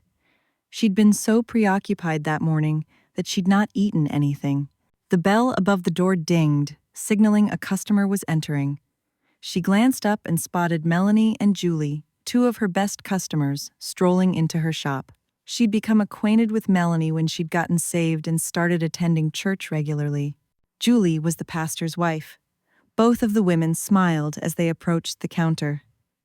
"Girl, we missed you at church yesterday." Melanie looked tired. Dark circles were beneath her eyes. Her flawless nut-brown skin was not covered with makeup. Julie nodded. "I was going to give you a call to check up on you, but we decided to visit you instead." Oh, both of these women were a sight for sore eyes. Julie sported a new, short, stylish cut. Her salt and pepper hair looked flattering against her medium brown skin. Julie always had been wise and kind, often giving well-needed advice. She certainly needed advice right now. She eyed her assistant. "Brooke, I'm going to sit and have lunch with Melanie and Julie. Come get me if you need anything." Brooke gave Raquel a mock salute. "Sure thing, boss. Come on, ladies, let's have some lunch." Julie and Melanie always ordered the same thing for lunch. So, she didn't need to ask them what they wanted. After she'd placed the tuna fish sandwiches, chips, fruit salad, and steaming mugs of coffee on the table, the threesome sat down. Julie glanced at both of them. "I'll say grace, unless one of you wants to do it." Grace. She'd been praying so much over the last 2 weeks that she was sure that God was sick of hearing from her. Yeah, she had faith, but still felt as if she were stumbling. She needed to be lifted up before the Lord. She took Julie's hand. "Yes, please say grace if you don't mind." They bowed their heads. "Lord, please be with Melanie as she goes through a rough time in her life. Please be with Melanie's cousin Chloe. That young girl has a tough road ahead of her, but her dependence on you will give her strength. Lord, also, please be with Drake. That young man is lost, and he has so much to learn if he's ever going to be a part of Chloe's life. Please be with Kyle Baxter, Lord. Kyle is battling a lot, and I hope and pray that both Melanie and Kyle work through their problems. Kyle has found out some news about his parentage. Hopefully, this newfound information will help Kyle as he continues with his vacation. And Lord, please let your Holy Spirit be with Raquel." Right before we entered the coffee shop, I looked through the window and noticed she looked a bit sad. "We missed her at church the other day. Melanie and I want to be here for her as a friend. Thank you, Lord Jesus, for this wonderful day and for this tasty food. Amen." Amen. Both Melanie and Raquel spoke simultaneously as they released their joined hands. Julie's prayers were always heartfelt and long-winded. Today's prayer raised questions in her mind. She had no idea about most of the people she'd mentioned. Chloe was Melanie's cousin. She knew that Chloe had been giving Melanie problems lately. Melanie's herb shop was funded by Chloe's dad, but the price was steep. Melanie had to mentor her wayward cousin, and she knew that it had taken a toll on her. Who are Drake and Kyle? Melanie briefly grabbed Raquel's hand. Girl, so much has happened over the last few weeks. I had to go on a road trip during the snowstorm to get Chloe. She ran away. She raised her eyebrows. What? Are you serious? Melanie nodded as she sipped her coffee. It's been so stressful. She could imagine, especially since Melanie was dealing with troublesome Chloe. I went on a road trip too. I learned a lot. That's why I've been feeling so down lately. Tell me about your road trip first. As they feasted on lunch, Melanie brought Raquel up to speed about all that had gone on in her life. She told about Kyle, a man who was now vacationing across the street from her herb shop. She had a massive crush on Kyle, but discovered that Kyle was still battling with keeping his sobriety. Let me show you what he looks like. She removed her phone from her purse and accessed her photos. This is Kyle. Raquel stared at the handsome brown-skinned man. He looked gorgeous. His dreamy, intense brown eyes and sculpted lips, she could understand why Melanie was so attracted to him. Oh, Melanie, he's easy on the eyes. All of them laughed, just as Raquel glanced out the window. The man who she'd just seen in the photo stood outside blatantly staring at Melanie through the window. He appeared intense, sad, and somewhat lost. She grabbed Melanie's hand, about to tell her that Kyle was outside staring at her, when he stormed away. Looked like he didn't want Melanie to know that he was gawking at her like a lovesick teenager. What is it, Raquel? Melanie glanced down just as Raquel released her hand. Looks like you're upset or excited about something. Kyle was staring at you through the window a few seconds ago. He looked lovesick. Julie grinned. Melanie, give the poor man a chance. He really likes you, and I think he'll be fair and honest with you. As I mentioned to you before, the man loves Jesus, so that's a good stepping stone for any relationship. Melanie nodded as she seemed to ponder Julie's advice for a few minutes. After she'd finished her fruit salad, it took Melanie an hour to tell all that had gone on during her road trip with Kyle. Chloe ran away with her no-good boyfriend Drake. Since I can't seem to control her dad, my Uncle Larry, decided to pull the plug on our deal. When she'd first opened her herb shop, Melanie had told Raquel that her Uncle Larry funded the shop as long as she agreed to mentor Chloe. Chloe was 21 years old but acted like she was still in high school. Her breath caught. Oh, Melanie, does this mean that you won't be able to run your herb shop anymore? She slowly nodded as she opened her bag of potato chips. I'm sad but glad at the same time. I really love running my herb shop, but keeping an eye on Chloe was hard. She needs more time and guidance than I can provide. She's moved back home with Uncle Larry. He said that I could stay through the new year. After that, I need to decide what I'm going to do. I'll probably find a job and move back to Annapolis. Oh, I'm so sorry to hear that. I'll miss you so much. I'll miss you too, girl. Let's try to spend as much time together as we can during the holidays. Deal? Deal. Julie topped off her coffee cup. Now, tell us about your road trip, Raquel.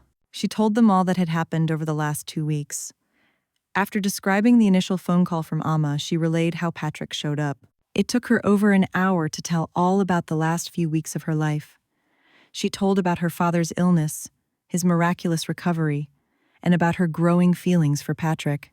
She didn't tell them about Patrick's mom's suicide. That wasn't something that she was at liberty to speak about. However, she did mention that Patrick had kept a secret from her, and she wondered if he had other secrets that he battled to share with her. Once she was finished talking, the coffee shop had emptied. She certainly hadn't planned on visiting with Julie and Melanie for the entire afternoon, but she was glad that she was able to do so. Julie patted Raquel's arm. Oh, honey, I can't even begin to imagine how much of a shock that was, finding out that your father is still alive. I'm getting used to the idea slowly. I still can't seem to forgive him. Melanie nodded. I can understand your anger. Why don't you look up some scriptures about forgiveness if you haven't already done that? A few years ago, I was angry about something, and I just kept reciting forgiveness scriptures over and over again. She'd not thought to do that. I'll try that. Thank you. Julie checked her watch. I'd not planned on visiting so long.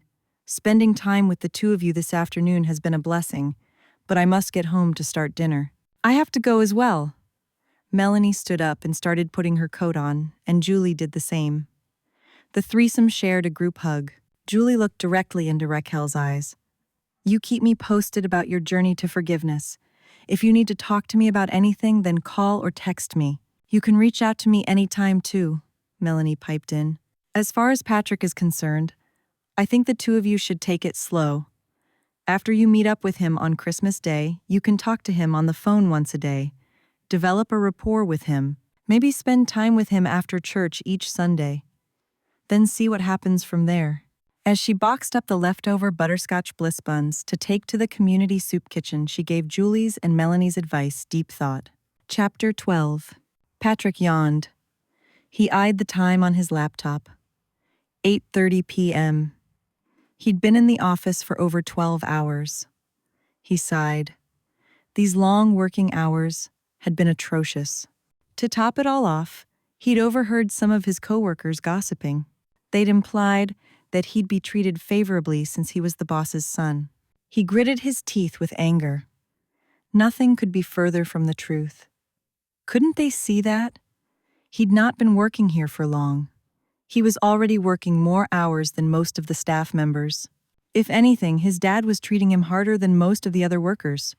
The spreadsheets, the numbers, depreciation, fixed assets, investments. Lord, I'm tired of all of this. He should be grateful that his father had provided a well-paying job in the accounting finance profession. Yet he didn't feel so grateful. He just felt tired. One of the neighbors in his apartment complex had mentioned that he looked tired. He felt tired. He just wanted to let go and unwind and feel good. But this job was crippling the life out of him. He missed Raquel so much. He just wanted to sit in front of a roaring fire and just hold her all night, kiss her. His skin heated as he thought of all he'd like to do with Raquel. He pushed the wanton thoughts away. He needed a little pick-me-up as he tried to finish up the cost analysis reports for the next meeting with his dad and the rest of the staff. He got up to stretch his legs and walked over to the windowsill and lifted his thermos and unscrewed the top. The delicious scent of chocolate and cinnamon calmed his frazzled nerves. His father's assistant thoughtfully provided a large vat of hot chocolate, as well as gingerbread cookies for the staff to enjoy. The hot chocolate and the cookies were homemade. Since he'd been in meetings all day, one of the staff members had saved him some hot chocolate in his thermos and had saved him some cookies. A blessing that someone had saved some for him before it was all gone. He plopped back into his chair and selected one of the gingerbread men from the plastic container. He bit into the cookie. So good. He loved the taste of ginger and cinnamon. He devoured all 6 of the cookies in minutes. He should have eaten dinner before eating so many cookies, but he just couldn't resist. Everybody kept saying how good the treats tasted, so he was anxious to try them. He took a huge sip of the hot chocolate. He sighed with pleasure. The spicy, sugary chocolate drink was amazing. Staring out the window, he thought about Raquel. He'd seen her from a distance while he'd been on his way to work the other day. He'd wanted to call out to her, but he resisted. She looked as beautiful as ever. Back when they were dating, he'd not yet accepted Christ, so they spent a lot of evenings together. When she used to spend the night at his house, she would always bake something for him. His favorite had been her gingerbread cookies. He grinned, recalling how he'd first met her. He'd been outside doing his daily run and had spotted her sitting on a bench in the park. Her head was usually down, either reading a book or looking at her phone. At times, he'd catch her staring at the birds in the trees. Her nut-brown skin and long, dreadlocked hair made him want to stop running and just stare. With her sultry good looks, he figured she had a boyfriend. He'd initially hesitated about approaching her, since he wasn't sure if she'd be open to going out on a date with a white person. One day, he went on his run earlier than usual. That's when he realized that she usually took a long walk around the park. When he spotted her on the bench, she was usually resting after her walk. He changed his routine, took a walk instead, at the same time she was walking. He struck up a conversation with her, and from there, things had gone smoothly. She had a passion for food and cooking. Unhappy with her job as an executive assistant, she'd shared her dream of owning her own coffee shop. He enjoyed the great food that she prepared. Being with her was so relaxing. Patrick, you okay? His dad strolled into the office. No, he wasn't okay. He missed Raquel and was tired from working so many hours. He could barely think, his brain was so tired. He couldn't voice his disgruntlement about his job to his dad. His dad worked long hours too. He wondered if his dad's wife, Gretchen, ever argued with him about being away from home since he worked so much overtime. He shut down his computer. He just didn't have the energy to continue working tonight. His dad spotted the crumbs on the napkin and the thermos of hot chocolate. Looks like you got some of the cookies and hot chocolate. Yeah, it was good. His father pushed an office chair over to the window near his son. He eased into the chair. You were quiet today. You didn't seem to be paying attention during the meetings. Dad, I'm sorry. Seeing Raquel again rattled me. Been thinking about her all day. But that's one reason why you came back. You wanted to see her again and figure things out. His father clapped him on the shoulder. I hope things work out. Patrick nodded as they continued to stare out the window. You sure you want to stay here by yourself for Christmas? Christmas was coming up and he didn't know how he'd wait before seeing Raquel again. Don't worry about me. I'm good. What about your sisters? They've made plans to spend Christmas with their friends from college. His dad nodded. I see. He paused.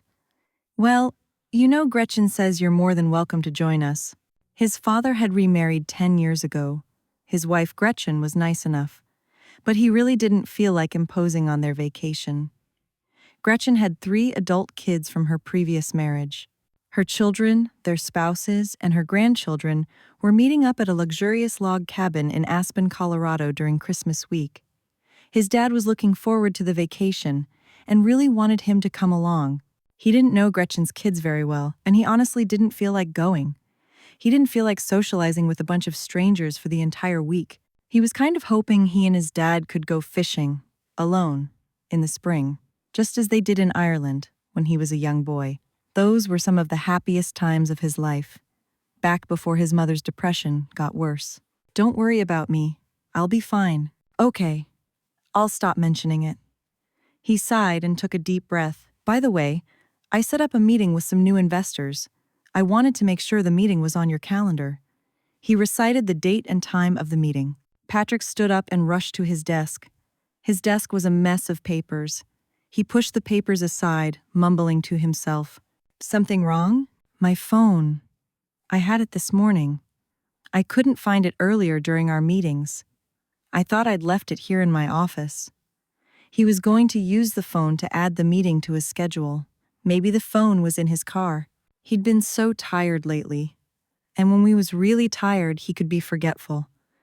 He didn't want to forget to add this important meeting to his schedule. He stifled a yawn. I'm sure it's in my car.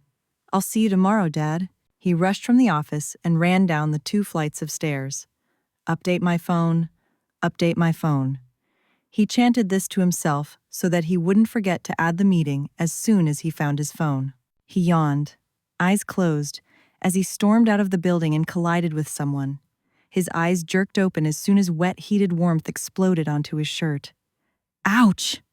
The hot coffee sizzled his frigid torso. Patrick.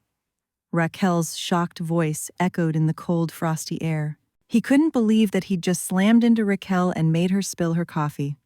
Raquel, I'm so sorry. Her coffee cup had been smashed, so she threw it into the trash bin. That's okay. It's too late to be drinking coffee anyway. He eyed her entire body. She looked great. The urge to kiss her suddenly consumed him. He pushed the thought aside. He wondered if she'd missed him. In spite of his overloaded work schedule, he missed her so much. He thought that working hard would help him to not think about her too much since Christmas was still days away. Just the opposite happened. She haunted his dreams. He honestly didn't think that he could wait until Christmas to see her again. Where are you going in such a hurry? Oh, that's right. He needed to get to his phone before he forgot. I'm going to my car. It's right over here. I can give you a ride home if you want. He mentally sighed with relief when she followed him to his vehicle.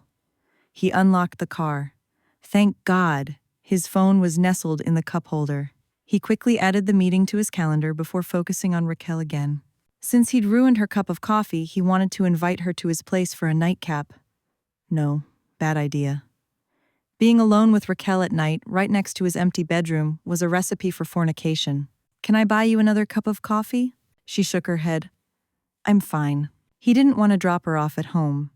He wanted to talk to her. He gestured toward a path leading to the beach. "Do you mind if we sit for a minute? I wanted to talk to you." She hesitated. Oh no. Looked like she was going to say no. He sighed when she finally nodded. They walked the short path and sat on a bench. All of the snow had melted, and the air was a cold 35 degrees. A hamburger joint that was located behind the bench was still open. The lights from the restaurant spilled onto the bench. The scent of fried meat and grilled onions mingled with the frosty ocean air. His stomach rumbled. He'd not had dinner tonight. He didn't count the cookies that he ate as dinner. "Sounds like you're hungry." "I haven't had dinner yet. Do you mind if we go in and get a burger?" "Sounds good. I haven't eaten dinner yet either." He pushed the door open for her to enter the restaurant. A large Christmas tree nestled in the corner. Multicolored lights blinked from the branches. Several wrapped gifts were arranged in a neat circle beneath the evergreen. Christmas carols belted from the sound system. A family dined at one of the tables. The youngsters jabbered about Santa's upcoming visit. They ordered at the counter and sat at a table near the window. His stomach rumbled again. Raquel chuckled as she removed her gloves. "Why haven't you eaten dinner yet?" She peered at him. "You look tired. Didn't you sleep well last night?" Sure, he'd slept. He'd been dreaming about her every night since they'd returned, but he didn't want to let her know that. "I'm exhausted from working so much. Sometimes I worry about working for my dad. Makes it hard for me to sleep sometimes." "You're exhausted and you can't sleep?" She reached over and took his hand. She squeezed his fingers. "Sounds like you need to find another job." No way could he do that. "I need to work for my dad." Their server approached with 2 thick cheeseburgers, golden fries, and soft drinks. Once the worker had left, Raquel squeezed his hand. "I'll say grace." They bowed their heads. "Lord, please be with Patrick. Help him to find a job that's fulfilling and uses his best talents. Lord, please be with me as I continue to try to forgive my dad. His recovery is a blessing. And please, if it's your will, continue to help him heal. And thank you, Lord, for this wonderful meal." Sharing a meal with Patrick this evening is an unexpected blessing. Amen. Amen. Eating with him was a blessing? How thoughtful of her to mention that. He bit into the burger. Thick, gooey cheese, fried onions, and seasoned meat created a symphony of pleasure in his mouth. He wanted to ask Raquel more questions, but was too hungry to focus on that right now. He'd ask her after he'd enjoyed his meal. He dunked the crisp, hot, salty fries in a puddle of ketchup. He chased his meal down with his soft drink. The cool sweetness of the beverage was the perfect end to the meal. He sighed. Unable to resist, he returned to the counter and ordered dessert. Minutes later, their server returned with 2 hot slices of apple pie with ice cream. Raquel had just finished her burger. "I didn't tell you to order dessert for me," he shrugged. If Raquel didn't want it, he could easily eat it. "You don't have to eat it if you don't want to," she giggled. "I can't pass up apple pie a la mode." He loved their apple pie. The restaurant had a sign hanging near the counter bragging about their homemade apple pie. The hot, sweet cinnamon apples and flaky crust contrasted perfectly with the cold vanilla ice cream. Once he was done with the pie, he sighed with pleasure. He stifled a yawn. Again he wished that he could take Raquel back to his place. He pushed the wanton thought away as he focused on her. Should he hold her hand? No, he didn't want to push it. At least she'd agreed to talk to him. "Where were you walking when I bumped into you earlier?" "Back home. I just left my friend Melanie's. She hosted Bible study tonight." "Oh, you shouldn't be walking home by yourself at night." "Melanie offered to drive me, but I wanted to walk. I have a lot on my mind, and walking helps me to think. I told her that I'd call her as soon as I got home." She pulled her phone out of her purse and sent a text. He assumed she was texting Melanie to let her know that she'd be home soon. "What did you talk about at Bible study?" "Forgiveness. I needed to talk about that." As I said, I'm still struggling to forgive my dad. You talked to him since you came back home? She shook her head. I call Amma often and chat with her. She lets him know that I've called. These things take time, Rocky. You're trying to forgive him. That's what's important. Forgiveness can be a journey. He eyed her while she sipped her soft drink. Why did you pray about me finding a job using my talents? She plopped her soda onto the table and took a deep breath. You're exhausted working for your dad. You just said so. But I need to work for him. I know you want to get closer to your dad, but maybe working for him is a bad idea. I remember when we were dating years ago, you were working in accounting and finance then too. You'd complain about the long hours, especially during tax season. Raquel, a lot of people complain about their jobs. There are things to like and dislike about all occupations. It almost sounded like she didn't want him to have a better relationship with his father. He couldn't imagine her feeling like that, so he must be missing something. She nodded, her dreadlocks swaying with the movement. I know that, but you seldom mentioned anything that you liked about your job. You only mention what you don't like. He threw his hands into the air. So? Hopefully she'd make her point. Since he'd eaten, his fatigue had gotten worse, and he just wanted to lie down. He sensed an argument brewing, and he didn't have the energy to fight with Raquel right now. She stalled for a few seconds and took a sip of her drink. You need to follow your dreams, just as I have with my coffee shop. She took his hand and squeezed his fingers. Her soft brown hand contrasted with his pale skin. It's always bothered you that your relationship with your father fell apart when he moved back to the States. You've been working yourself ragged, making choices that would please him instead of making choices that will please you. He pulled his hand away. No way did she know what she was talking about. What do you mean? You have undergraduate and graduate degrees in accounting and finance. You probably knew that your dad would approve of that choice, which is probably why you picked it. When you were able to work alongside your dad, when that opportunity came up, you lunged at it. Patrick, you're hurt, and you want your dad's approval. You want the same love he had for you when you were a kid. She took another deep breath. But working yourself ragged trying to please him and being miserable yourself is not helpful. He gritted his teeth. Raquel thought she was so smart, as if she knew everything about him. But she didn't know. He was doing what he had to do. Don't be angry with me. Let me finish. He waited a bit before giving her a curt nod so that she could continue. Patrick, you're happiest when you're helping teenagers. You used to thrive when you did your coaching on the weekends at the community center. You even bonded with Buddy and Judith over video games. I think you'd make an awesome teacher. You could even try and be a coach or a physical education teacher at a high school. She shrugged. Follow your passion. You'll be a lot happier. He winced.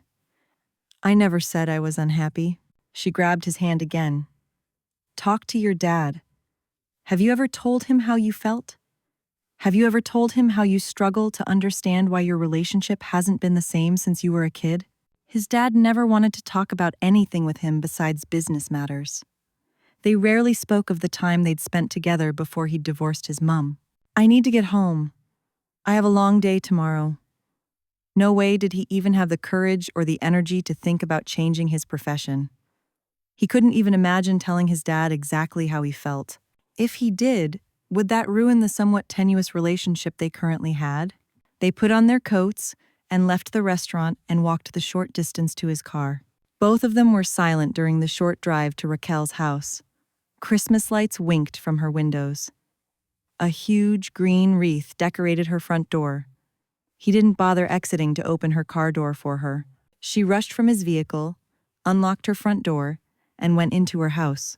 Chapter 13. Ephesians 4:32.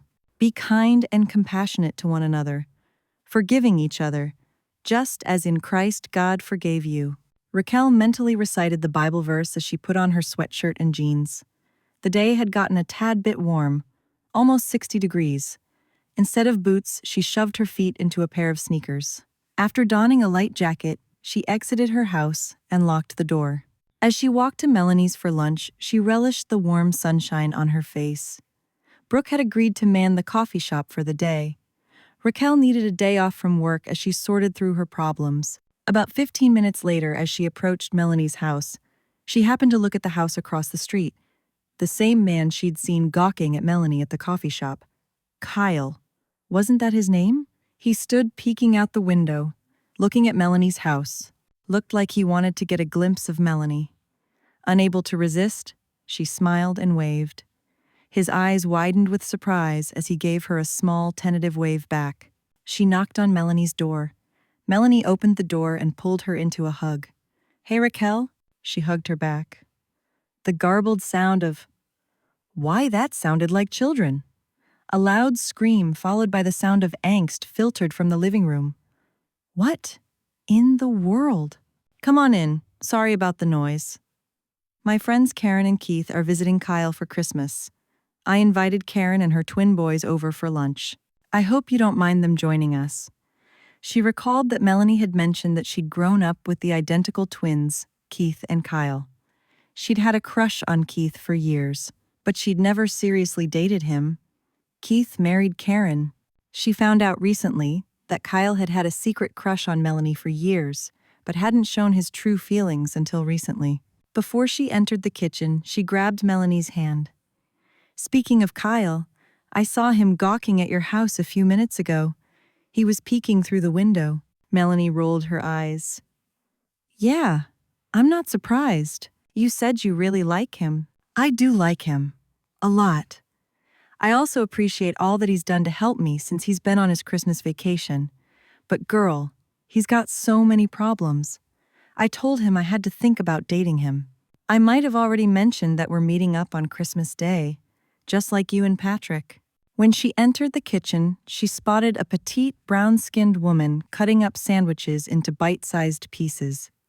Two identical toddlers were strapped to the kitchen chairs in some sort of child protection seat. She assumed this was used since Melanie didn't have high chairs at her house. One of the twins looked over at her and grinned and waved. Drool ran down the side of his mouth as he munched on a piece of sandwich. She smiled at the toddler. "Hello there." The other twin didn't seem to be as friendly. He just munched on a piece of his sandwich and stared at her. "I'm Karen. So glad to meet you." Instead of shaking hands, the woman gave her a warm hug. Surprising since she didn't know Karen at all, she returned her hug. "It's nice to meet you too, Karen." After they were all seated and had said grace, Melanie served lunch. She served tuna salad sandwiches, homemade potato chips, and homemade lemonade. Wow, excitement bubbled within her when she spotted the food. Melanie's tuna fish was the best. She bit into the soft sandwich. The tuna was loaded with jalapenos, so good and spicy. It paired nicely with the crunchy, salty homemade potato chips. After drinking 2 large glasses of lemonade, she enjoyed strawberry gelatin with whipped cream for dessert. Raquel leaned back and patted her full stomach. "That was delicious. Thanks so much." "It was delicious," Karen agreed as she drained her glass of lemonade. "I wanted to ask you all about something." Raquel then told them about her conversation with Patrick the previous evening. "I think he's mad at me. After what I said last night, he might not want to meet up with me on Christmas." Karen patted her shoulder. The twins were taking a nap on a blanket in the living room, so it was a blessing that they could have a conversation without interruptions. "You know, Raquel, sometimes it's hard for people to see the truth about themselves. Just give him some time. You said he was exhausted. Maybe after he's rested up, the two of you can talk about it rationally. Might as well tell them all of her doubts." "He seemed so upset. I wonder if he's going to show up on Christmas Day." Melanie shook her head. "Oh, Raquel, I highly doubt that he'd stand you up. I think he'll come. I'm sure if he's unable to make it, or if he changes his mind, he'll let you know." She paused for a few minutes. "Have you spoken to your dad yet?" Not surprising that Melanie asked her about that. "I'm still struggling with that. I still recite scriptures to myself, and I speak to his wife. Amma knows about my struggle." "Raquel, Melanie told me about your dad. It's a blessing that he was healed and that he's getting better. I'm sorry to hear that he treated your mom so terribly. If someone were to abuse my mom like that, I'd struggle to forgive them. So I don't blame you for feeling as you do." Nice knowing that Karen sympathized with how she felt. Outside of reciting scriptures and prayers, she wasn't sure what else she could do. How could you make yourself forgive someone if you didn't feel that forgiveness in your heart? I just keep thinking about what he did to hurt my mom. Melanie sat up straighter in her chair. Her eyes sparkled with warmth. Looked like she'd come up with a suggestion to help her. Why don't you break that cycle, huh? She had no idea what Melanie was talking about. You said you've been speaking to Emma every day about your father's health, right? Yes. She still didn't understand what Melanie was getting at. Well, why don't you ask her what your father was like since they've been married? Find out more about him. What happened to him after he got out of prison? Focus on the changes he may have made in his life instead of what he did to your mom. Melanie's advice gave her something to think about. Wanting to know Karen better, Raquel asked her questions about her relationship with her husband Keith.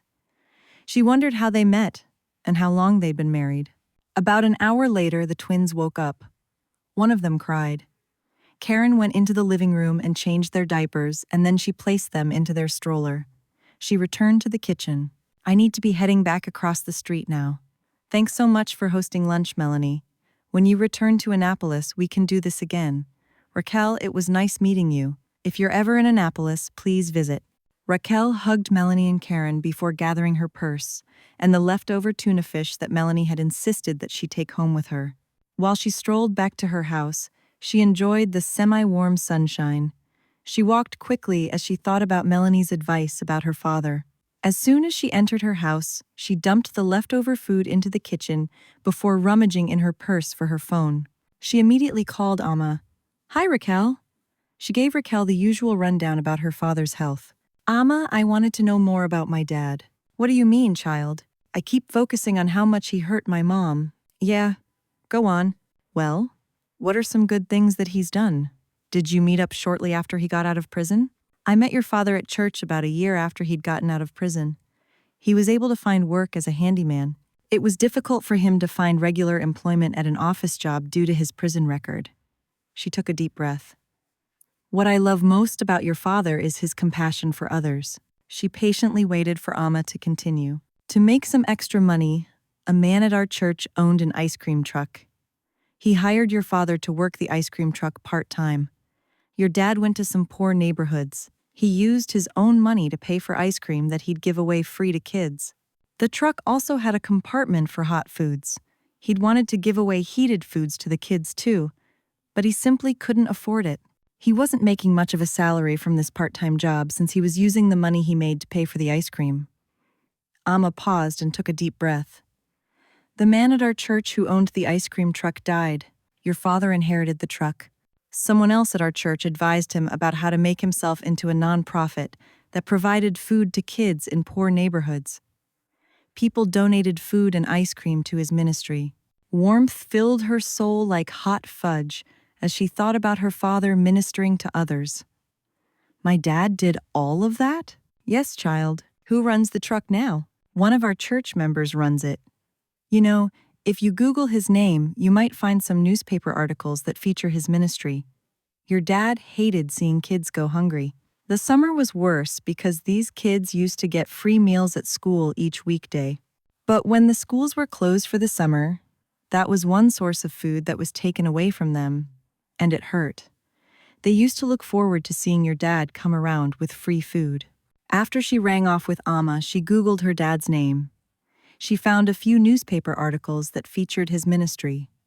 There were several pictures of him beside his ice cream, divided by food trucks serving needy children. Oh Lord, thanks for allowing me to find out this information. Such a blessing that my father was able to minister to these sweet young children. After bookmarking and saving the articles, she pulled the curtain open and glanced outside. It had grown completely dark and silver stars dotted the inky sky. Longing welled up inside of her. She wanted to see Patrick so bad that it ached.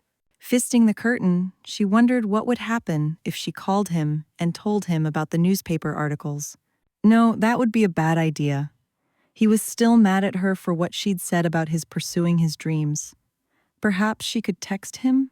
Not a good idea. It was probably best that they meet up on Christmas Day just as they'd planned. She sighed as she dropped the curtain. Uneasiness swept through her like a tidal wave as she leaned back into the living room chair and closed her eyes. Lord, what am I going to do if Patrick doesn't show up for our Christmas date? Chapter 14. Patrick eyed Raquel as she made a beeline for the back door of the church. The special midweek Christmas cantata, divided by church service, had just ended. She was one of the first people out the door. Yep, she was probably in a hurry because she didn't want to talk to him. As he slowly ambled toward the exit along with the rest of the church, he couldn't help but think about what had occurred since Raquel had told him to follow his dreams. He absent-mindedly said Merry Christmas to the church members who spoke to him, still in deep thought. He'd once entertained the idea of becoming a schoolteacher, but then he'd nixed it. He imagined his father wouldn't have been proud of him. He doubted his dad would have disapproved, but he still figured that he'd be somewhat disappointed. And he didn't want to disappoint his dad. What was weird was, he'd never told Raquel about his dreams of becoming a high school teacher. But she knew him. He couldn't fault her for making him see the truth of his actions. After much reflection, he realized he still ached for his father's approval. At this rate, it looked like he'd never receive it. He stifled a yawn. He'd been working so much overtime. All he wanted to do was go home and take a long nap, but he had to go into the office to finish another project. He'd left the office on time that day to attend church. Who returned to the office at 8 o'clock at night to work on a report about research and development costs? When would these long work hours ever end? As he slowly exited the church with the rest of the crowd, he bumped into someone. Patrick, Merry Christmas. Merry Christmas. It took him a minute to remember the man's name. Ah, Mr. Evans. He was in charge of the outreach program at the community center. Mr. Evans, it's been a while since I've seen you.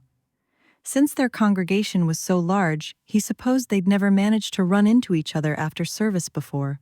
The two men shook hands. Mr. Evans scratched the top of his salt and pepper hair, his eyebrows raised. I'd heard you were back in town. You were one of our best volunteers when you used to live here. I was disappointed that you didn't sign up to volunteer when you returned to the Outer Banks. As they made their way to the parking lot, Patrick peered at the older man. His brown skin had a few wrinkles, and he'd mentioned his grandchildren a few times.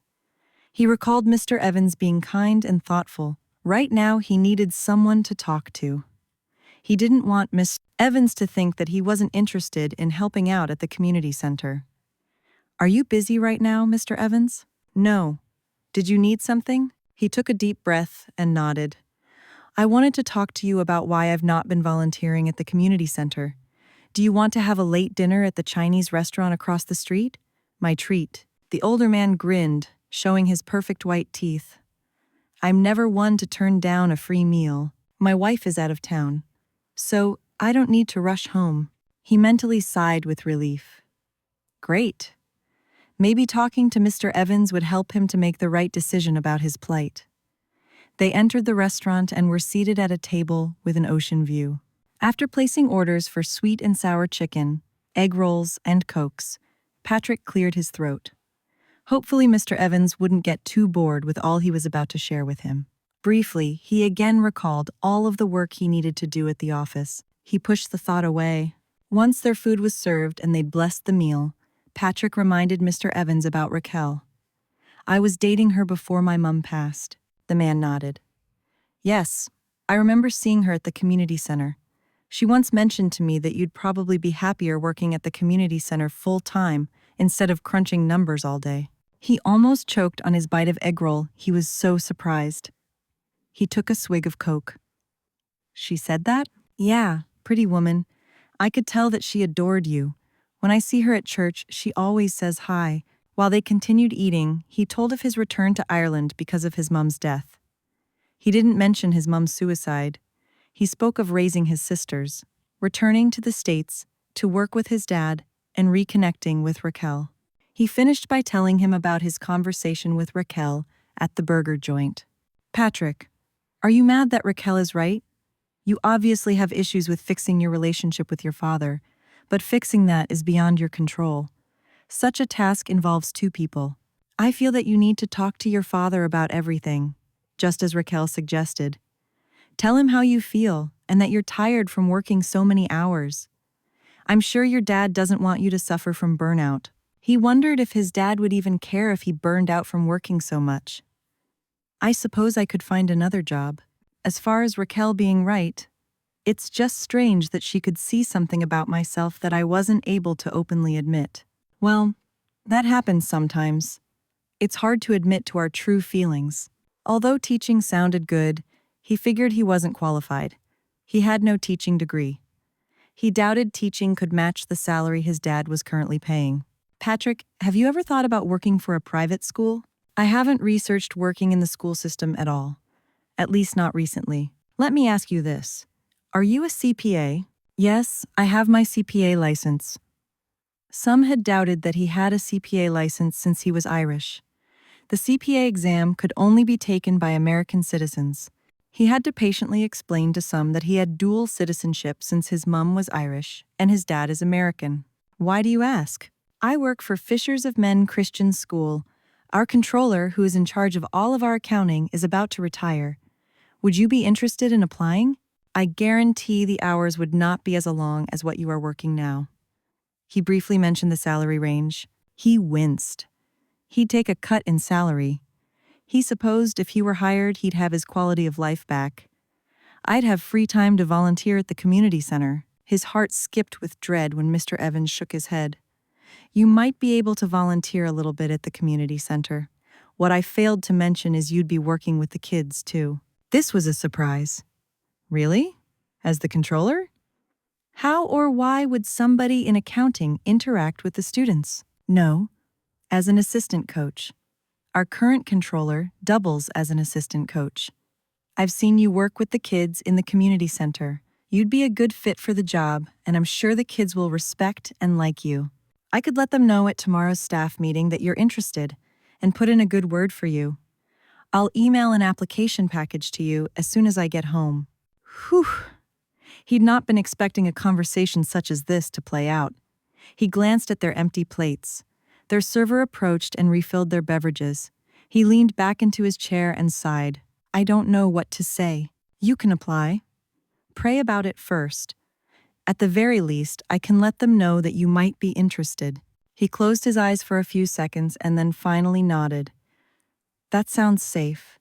Tell them that I might be interested and send me the application. He recited his email address and phone number. Mr. Evans placed the information into his phone. After they ended their meal and shook hands, Patrick couldn't go home. He needed to just walk around and think. He returned to the church and removed his sneakers from his trunk. He changed into his sneakers and walked to the cold, dark, deserted beach. The gentle waves lapped onto the frigid, sandy shore. He strolled along the shore as he shoved his hands into his pockets. He couldn't even bring himself to go to work that night. He was so consumed with emotional turmoil. He loved Raquel and wanted to make things work between them. It was wrong for him to get upset when she'd given him her unsolicited advice. She'd only been sharing her honest opinion. If they were ever able to work things out and possibly get married, then... He gulped. Just thinking about being married to Raquel made him pause. But pause in a good way.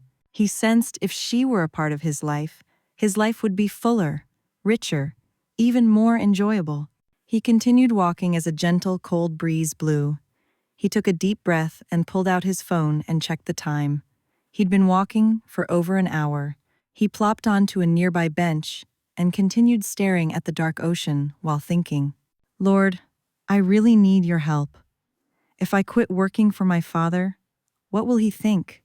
Will he be upset? Angry? Will I destroy all chances of solidifying the relationship with my dad? What about Raquel, Lord? Will she be willing to have a relationship with me? I got mad at her for voicing her thoughts. What does she think about me? How does she feel about me? Amen. As he trudged back to his car, he figured that he'd discover the answers to his questions soon. That night, he tossed and turned in his sleep. He ended up throwing his blanket off and paced around his apartment, releasing pent-up energy. He finally managed to get a few hours of sleep. When he went to work the next morning, his dad rushed into his office. Patrick, you didn't return to work last night to get a jump start on the profitability review report. Fatigue weighed upon him like a thick, heavy blanket, almost suffocating him. When he'd looked at himself in the mirror that morning, he'd looked tired and downtrodden. His life was a mess, and he needed to do something about it. There was no reason that he should feel miserable. I had some things that I had to take care of last night. You should place your job above all of your other obligations. I expect high dedication from all of my employees. He just couldn't respond.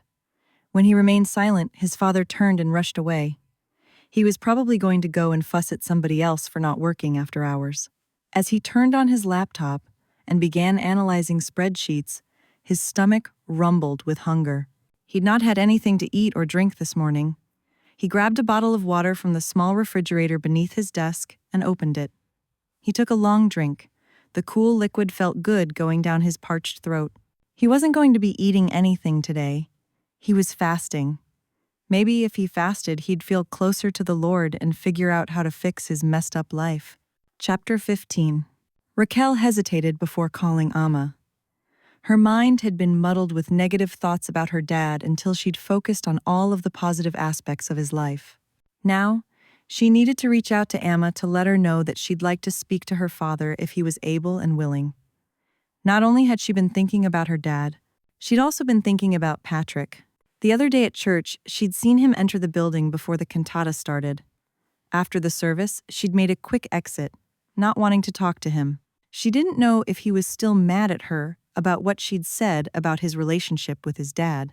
Later, she'd spotted him having dinner with Mr. Evans at the Chinese restaurant.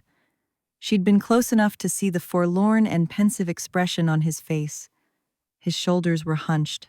Looked like he had something important on his mind. Oh, how she hoped he wasn't having second thoughts about their Christmas meetup. Pushing thoughts of Patrick from her mind, she finally called Amma. "Good afternoon, child. How have you been?" "Fine. How are you?" "I've been okay. Your father's health has been getting better." Amma gave her a rundown on how much her father's health had improved. "Is he sleeping right now?" "No, he's awake. Just finished his lunch. Can I talk to him?" "Sure, child. I'll put you on speaker." "Raquel?" Her dad's rough, gravely voice echoed through the phone. "Hi. How are you feeling?" "Getting better each day, praise the Lord." "That's good to hear." She took a deep breath. "Lord, please help me to say the right words. I wanted to know if I can start talking to you. Maybe come down to visit." She'd like to bring Patrick with her if he was willing to come. "You were mighty upset the last time we talked." He coughed a bit. "But I understand your anger. I'm trying to get my life straight with God one day at a time. I forgive you. It's taken me a long time to learn how to forgive. Amma told me that you used to run an ice cream and food truck to feed disadvantaged kids. I read newspaper articles about you doing that. What a blessing you were to those children." She smiled as her father seemed to relax, as he told her all about how he'd started his ice cream truck ministry. As he continued talking, his voice became animated. She could do this, have a relationship with her dad. It might not be the same as a true father-daughter relationship since he'd not raised her, but she was sure it'd turn out to be a fruitful relationship regardless, as long as they kept Jesus as a part of their lives. After she rang off with her dad, she got comfortable in her living room chair. She stared out the window. Her life would be as close to perfect as possible on this God-given earth if she could now fix things with Patrick. Christmas Eve. Patrick knocked on the open door of his dad's office. His father stood at the large bay window, his shoulders slumped, as if he were sad or upset about something. Well, that was strange. Since his dad didn't seem to hear the knock, he entered. "Dad?" His dad's brow furrowed with confusion. "Oh, Patrick. I didn't realize we'd scheduled a meeting." They hadn't. His heart thrummed. He gulped while clutching the dreaded piece of paper. His dad was kind of old-fashioned. If you resigned, he wanted a piece of paper stating that you were resigning and why you were resigning. He'd heard that most people didn't do a paper resignation. They simply sent an email. But he wanted to make his dad happy. To be sure everyone was informed, he'd be following up his resignation with an email. He tried to wipe his sweaty palms on his pants, but it was too late. Moisture had dripped into spots on the piece of paper. Drat. Oh well, it didn't matter. As long as his father accepted his resignation and was open to having a frank discussion with him, then a bit of wetness on the paper was nothing to stress over. His dad seemed like he was in a weird mood. Perhaps he'd had a fight with his wife. He closed the door. Hopefully his father didn't have any other meetings or appointments lined up. He needed a bit of time to tell his father what was on his mind. "I wanted to talk to you about my position here." Still frowning, his dad turned toward him. "What about it?" He gently offered the paper to his father. "Read this, please." He scanned the document. His mouth dropped open. His blue eyes appeared startled as he looked directly at him. "You're leaving the company?" His voice came out low, modulated, as if he were trying to control his angry tone. "Yes. Lord, help me. This isn't the right job for me. I need a job where I can enjoy my life outside of work." Since he'd not shared his future employment details in his resignation letter, he figured it was best to let his father know. "Starting the second week in January, I'll be working as the controller at Fishers of Men. It's a private Christian, all-boy high school. I'll also be an assistant coach. I like working with youth." Again, the furrowed brow. His dad seemed confused. "But you're one of my best employees." This was surprising. "You've never told me that before. I didn't think I had to." "Dad, your employees won't know that they're valued unless you tell them." A warm, tingly feeling flowed through him, kind of like hot butterscotch over vanilla ice cream. Just hearing that he was a valued employee made him feel good. However, this wonderful feeling wasn't enough to change his mind about working for his dad. His father cleared his throat. "I didn't know you enjoyed working with kids." Well, looked like now was a good time to get everything off his chest. He gestured toward the table and chairs. "Mind if we sit for a minute?" He'd been so nervous that he'd momentarily forgotten that it was Christmas Eve. His father was being generous by allowing the staff to go home at 1 o'clock this afternoon. As he plopped into a chair, he suddenly recalled something his dad had told him a while ago. "I thought you were going to be gone now. Weren't you vacationing with Gretchen and her kids at a cabin for Christmas?" He couldn't even remember where his dad had said the cabin was located. His father hung his head and stared at the carpet for several seconds. "Gretchen wants a divorce. We decided to spend Christmas apart. Gives us some time to think about everything." Shock as thick as pea soup coursed through his veins. He gulped. That was definitely something that he'd not been expecting to hear. "Dad, I'm sorry. Anything I can do?" He shook his head. "No, Gretchen wants us to go to counseling." He sighed. "So far, I've refused." He shrugged. "It's none of my business, but you seem sad right now. If you want to save your marriage, then maybe you can try to do what Gretchen asks." "Maybe. This probably isn't the best time to talk about this, but, well, it's eating at me, and if I don't say something about it, it will continue to bother me." "What is it?" "I miss spending time with you, Dad. When I was a kid, just you and I would go fishing, and it was fun.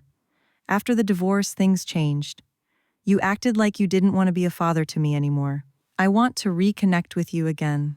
Maybe go on a weekend fishing trip." He took a deep breath. "You didn't know that I enjoyed working with youth because you don't know me. I'd like for you to know me as a person, as your son, not just as somebody who works for you." His dad remained silent for several minutes. Patrick wondered if he should leave the room to give his father some privacy. His dad finally nodded. "I'd like that, Patrick. After your mom, well, after the divorce, just being around you reminded me of a painful situation. I should have handled things differently, and I'm sorry. We can talk about it as we spend time together." He suddenly had a wonderful idea. He'd been worried about his visit with Raquel at her house the following day. Well, looked like he'd found a solution. "Dad, what are you doing tomorrow for Christmas?" Chapter 16. Raquel opened her eyes and rolled toward her bedstand. She checked her phone.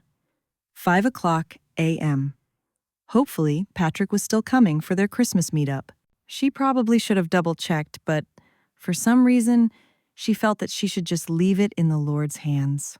After enjoying a hot cup of coffee and some toast, she read her devotional. She then fried up celery and onions and baked a pan of cornbread. She needed those ingredients to make her tasty cornbread stuffing. Once she'd prepared the stuffing, she removed the Cornish game hens from the fridge. She'd initially figured that 2 game hens would be enough for the both of them. Then, for some reason, she'd gotten a third one, just in case she wanted leftovers for the next few days. She turned on some Christmas music and started the mashed potatoes and gravy while the hens cooked. She'd already made dessert the previous day. Sweet potato pie with fresh whipped cream. Once the food had been prepared, she returned to her bedroom and showered and changed into her fetching red dress and slip-on pumps. Butterflies floated through her stomach. Lord, please help me to not be nervous. Once she was ready, she returned to the living room and plugged in her Christmas tree. The glow of the lights against the pretty greenery caused a warm, tingly feeling to emerge all over herself. She smiled as she continued to enjoy the festive decor. She closed her eyes as thoughts of her mom filtered through her mind. They'd spent so many wonderful Christmases together, baking, fellowshipping, and just having wonderful times. Oh Lord, how I miss my mom. She swiped away the sudden tears from her cheeks. She took a deep breath. The tears weren't sad. Her feelings were bittersweet. A gentle, cleansing feeling filled her soul. Lord, I feel so refreshed right now. She suddenly recalled that she needed to phone Amma and her dad later that day to wish them a Merry Christmas. She jerked as soon as her phone dinged with a text. Hopefully Patrick wasn't texting her to cancel. The text was from Melanie. She breathed a sigh of relief. Met up with Kyle for breakfast early this morning. We're going to start dating. I'm so excited about spending time with him. Her text went on to describe how handsome Kyle had looked in his suit and tie. She also mentioned that he'd made a huge batch of Rocky Road candy for them to enjoy. Melanie had told her that Kyle found candy making therapeutic. He'd learned to do it in rehab. She jumped at the loud knock at her front door.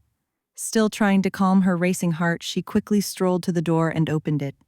She swallowed, trying to relieve her suddenly dry mouth. Patrick looked terrific. He wore a dark business suit, a vivid blue shirt, and a navy blue necktie.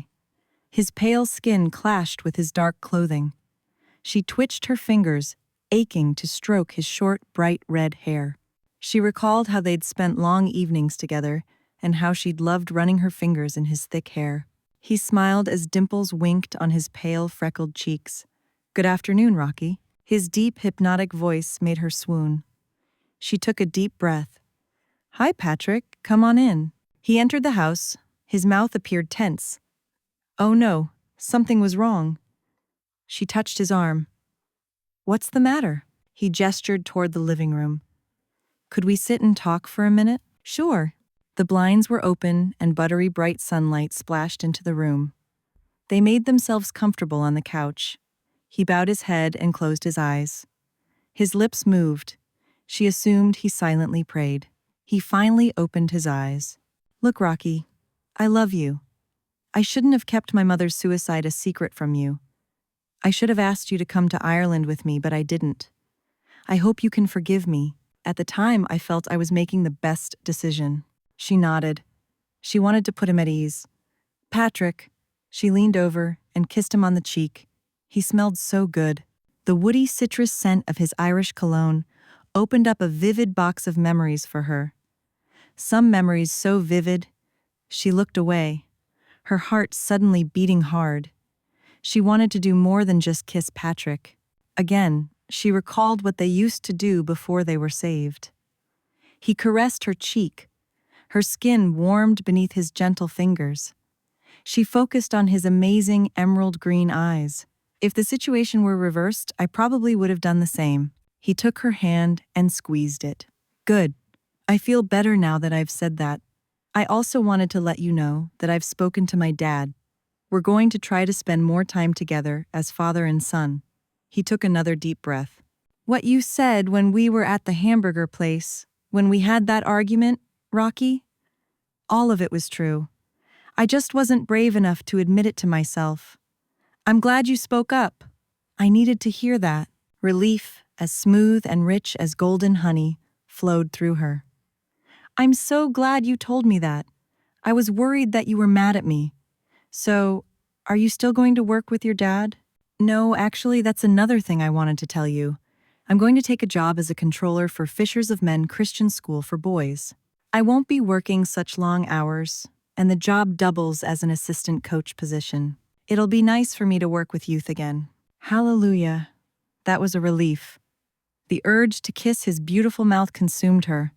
She leaned toward him and they kissed. She moaned as he pulled away.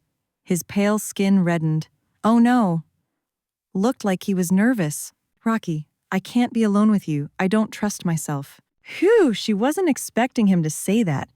They needed to focus on something else. She took a few deep breaths and stood up. She strolled to the Christmas tree as her heart thundered with pure joy. She took the small wrapped package from beneath the tree. She returned to the couch and set the package on the coffee table. Merry Christmas, he grinned as he removed a small package from his pocket. Merry Christmas. Warmth flowed through her veins as both of them unwrapped their gifts. Oh, Patrick, this is lovely.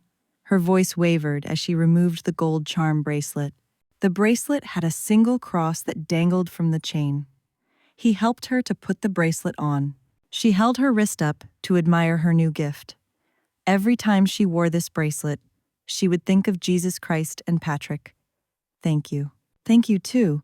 He gestured toward the bottle of Irish cologne that she'd bought for him. It was his favorite scent. She'd had to order it online since it was difficult to find it at stores in the States. Her heart thundered as they shared a long hug. He smelled so delicious, she just wanted to kiss him again. Before she could manage to say anything, he ended their hug and pulled out his phone and quickly sent a text. A few seconds later, a hard knock resonated from the front door. Shocking when Patrick stood up. I've got this. He opened the door, and his father strolled into the room. He didn't appear as uptight as when she met him a few years ago. He looked refreshed, as if he'd gotten a full night's sleep and was ready to have a good time. Rocky, you remember my dad, Roger Smith, right? She finally managed to stand. So nice to see you again, Mr. Smith. She offered her hand, but he pulled her into a hug. After they'd hugged, Patrick again took her hand. Rocky, my dad agreed to be our chaperone. I don't trust myself to be alone with you. She laughed and gestured toward the kitchen. Come on, let's eat. 6 months later, Raquel slowly walked down the aisle of the church. Her dad, Gregory Montague, slowly limped beside her using his walker. Her and her dad's relationship had strengthened into a strong friendship over the last 6 months. He'd insisted on walking her down the aisle. Her heart felt warm, toasty, and oh so glad that her earthly father was sharing this day with her. Lord, thank you so much for giving me the courage and the strength to forgive my father. Her vivid white gown contrasted with her brown skin. Nervous butterflies exploded in her stomach as they made their way toward the front where Patrick stood, looking handsome and fetching as ever in his tuxedo. She grinned, excited to see the most important man to her on this God-given earth. Melanie, Brooke, Frank's wife Emily, and Patrick's identical twin sisters served as bridesmaids. Their dark purple dresses etched with tiny flowers were the most beautiful bridesmaid dresses she'd ever seen. Her cousin Frank, Patrick's dad, and Patrick's friend and coworker, Mr. Evans, and 2 of Patrick's friends from church served as groomsmen. Their dark purple ties and cummerbunds complemented the bridesmaids' dresses perfectly. Bright white and red roses adorned the church with exquisite sweetness. She briefly glanced at the first row of seats and saw Amma wiping away her tears with a lace-trimmed handkerchief. Amma had been a blessing straight from God. She had a good eye for decorating and planning, so she'd helped Raquel to plan her wedding. During wedding planning, Amma had encouraged Raquel to see a therapist about her fear of driving. Slowly, after much time and prayer, she'd signed up for driving lessons. She'd finally gotten her driver's license 1 month ago. Although she drove, she still feared driving on the highway. She only drove locally. In due time, she might develop the courage, Lord willing, to drive on the interstate. Happy tears welled up in Raquel's eyes as she approached Patrick.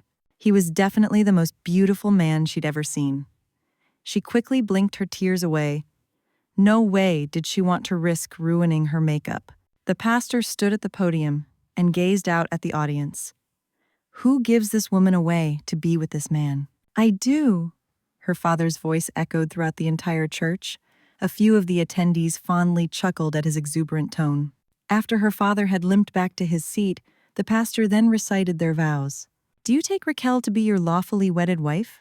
Patrick gave her a slow, gentle smile. I do. Do you take Patrick to be your lawfully wedded husband? I do. I now pronounce you man and wife. You may kiss the bride. He leaned toward her, and their lips locked. The joining of their mouths, soft and gentle, was like a clean, cleansing rain on parched earth, so refreshing, so familiar, so loving.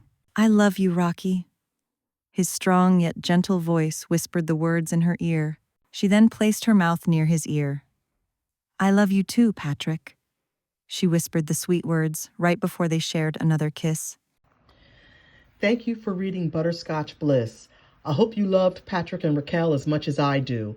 If you enjoyed Butterscotch Bliss, then head over to Amazon or Goodreads and leave me a sweet review. Also, hit the subscribe button. If you subscribe, it really helps me out by enabling me to provide more free audiobooks for your enjoyment. If you enjoyed Butterscotch Bliss, then you must read Rocky Road Dreams. Rocky Road Dreams is the story that occurs simultaneously with Butterscotch Bliss. Rocky Road Dreams delves deeper into the mysterious lives of Melanie and Kyle. Join them on a bizarre road trip as Kyle discovers secrets about his parentage. See the links for Butterscotch Bliss and Rocky Road Dreams in the comments. Thanks for listening and have a great day.